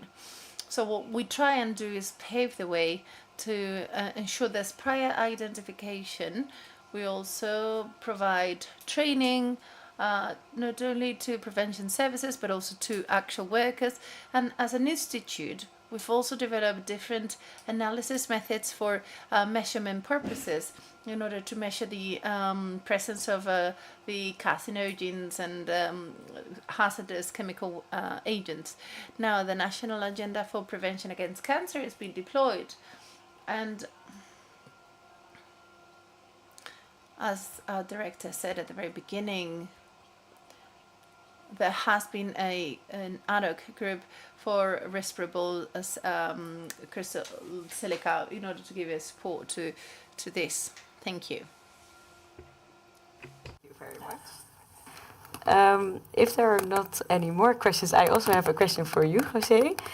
You spoke about how you had to kind of very quickly implement a new protocol. What were the challenges that came along when you wanted to implement this? Well, the first challenges was the people. Yeah. The people. Lo más difícil fue... The most difficult, or the biggest hurdle, is to work with people explaining the why behind it. They did not understand such a radical change in the ways they worked, and this was, a big bottleneck. Now, from the operating standpoint, it was also a cumbersome challenge, because since we received the announcement from the manufacturers of these machines, we then decided to say, okay, these machines are not to be touched. They're not going to be maintained until this problem is fully solved. And this generated a lot of problems for 1.5 months until we took and developed all these, until the specialists in maintenance equipped themselves with the necessary means to adopt an interior and fully embrace the protocols with full guarantees for their workers. So the challenge was twofold. People needed to understand why we changed the way we worked, because they didn't see the risk. It was completely alien to them. A lot of, educating had to be done. And then all the technical teams did cumbersome work. The company and the auxiliary companies also fast adapted. They trained their personnel and in order to perform this duty in the adequate conditions, health and safety conditions. So the main stopper was the people. Thank you very much. That's very insightful. And Michaela, my last question is to you. You mentioned, or you talked about Challenge 4.1, but you also said the challenge is finalized and the roadmap phase 2 is coming to an end. Do you know how and if the activities can be explored in the future? The collaboration with the activities. Yeah, so there are the discussions about 3.0 project of the roadmap. So there will be a future roadmap coming soon. It's of course now under discussion with the partners how this will be designed. But we also heard that it will focus on transfer, especially transferring the results we now had gained and gathered under Challenge 2.0.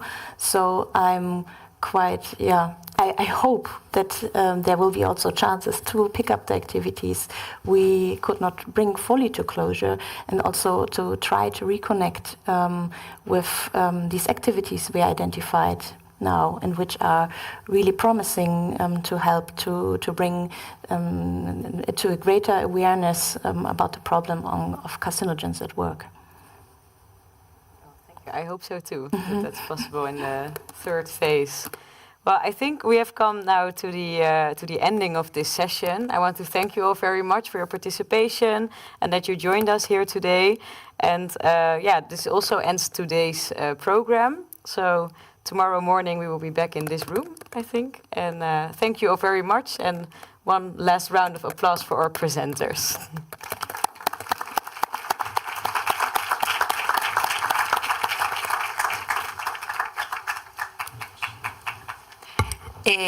Antes de salir fuera, por favor, les rogamos que depositen los auriculares en unas cajas que...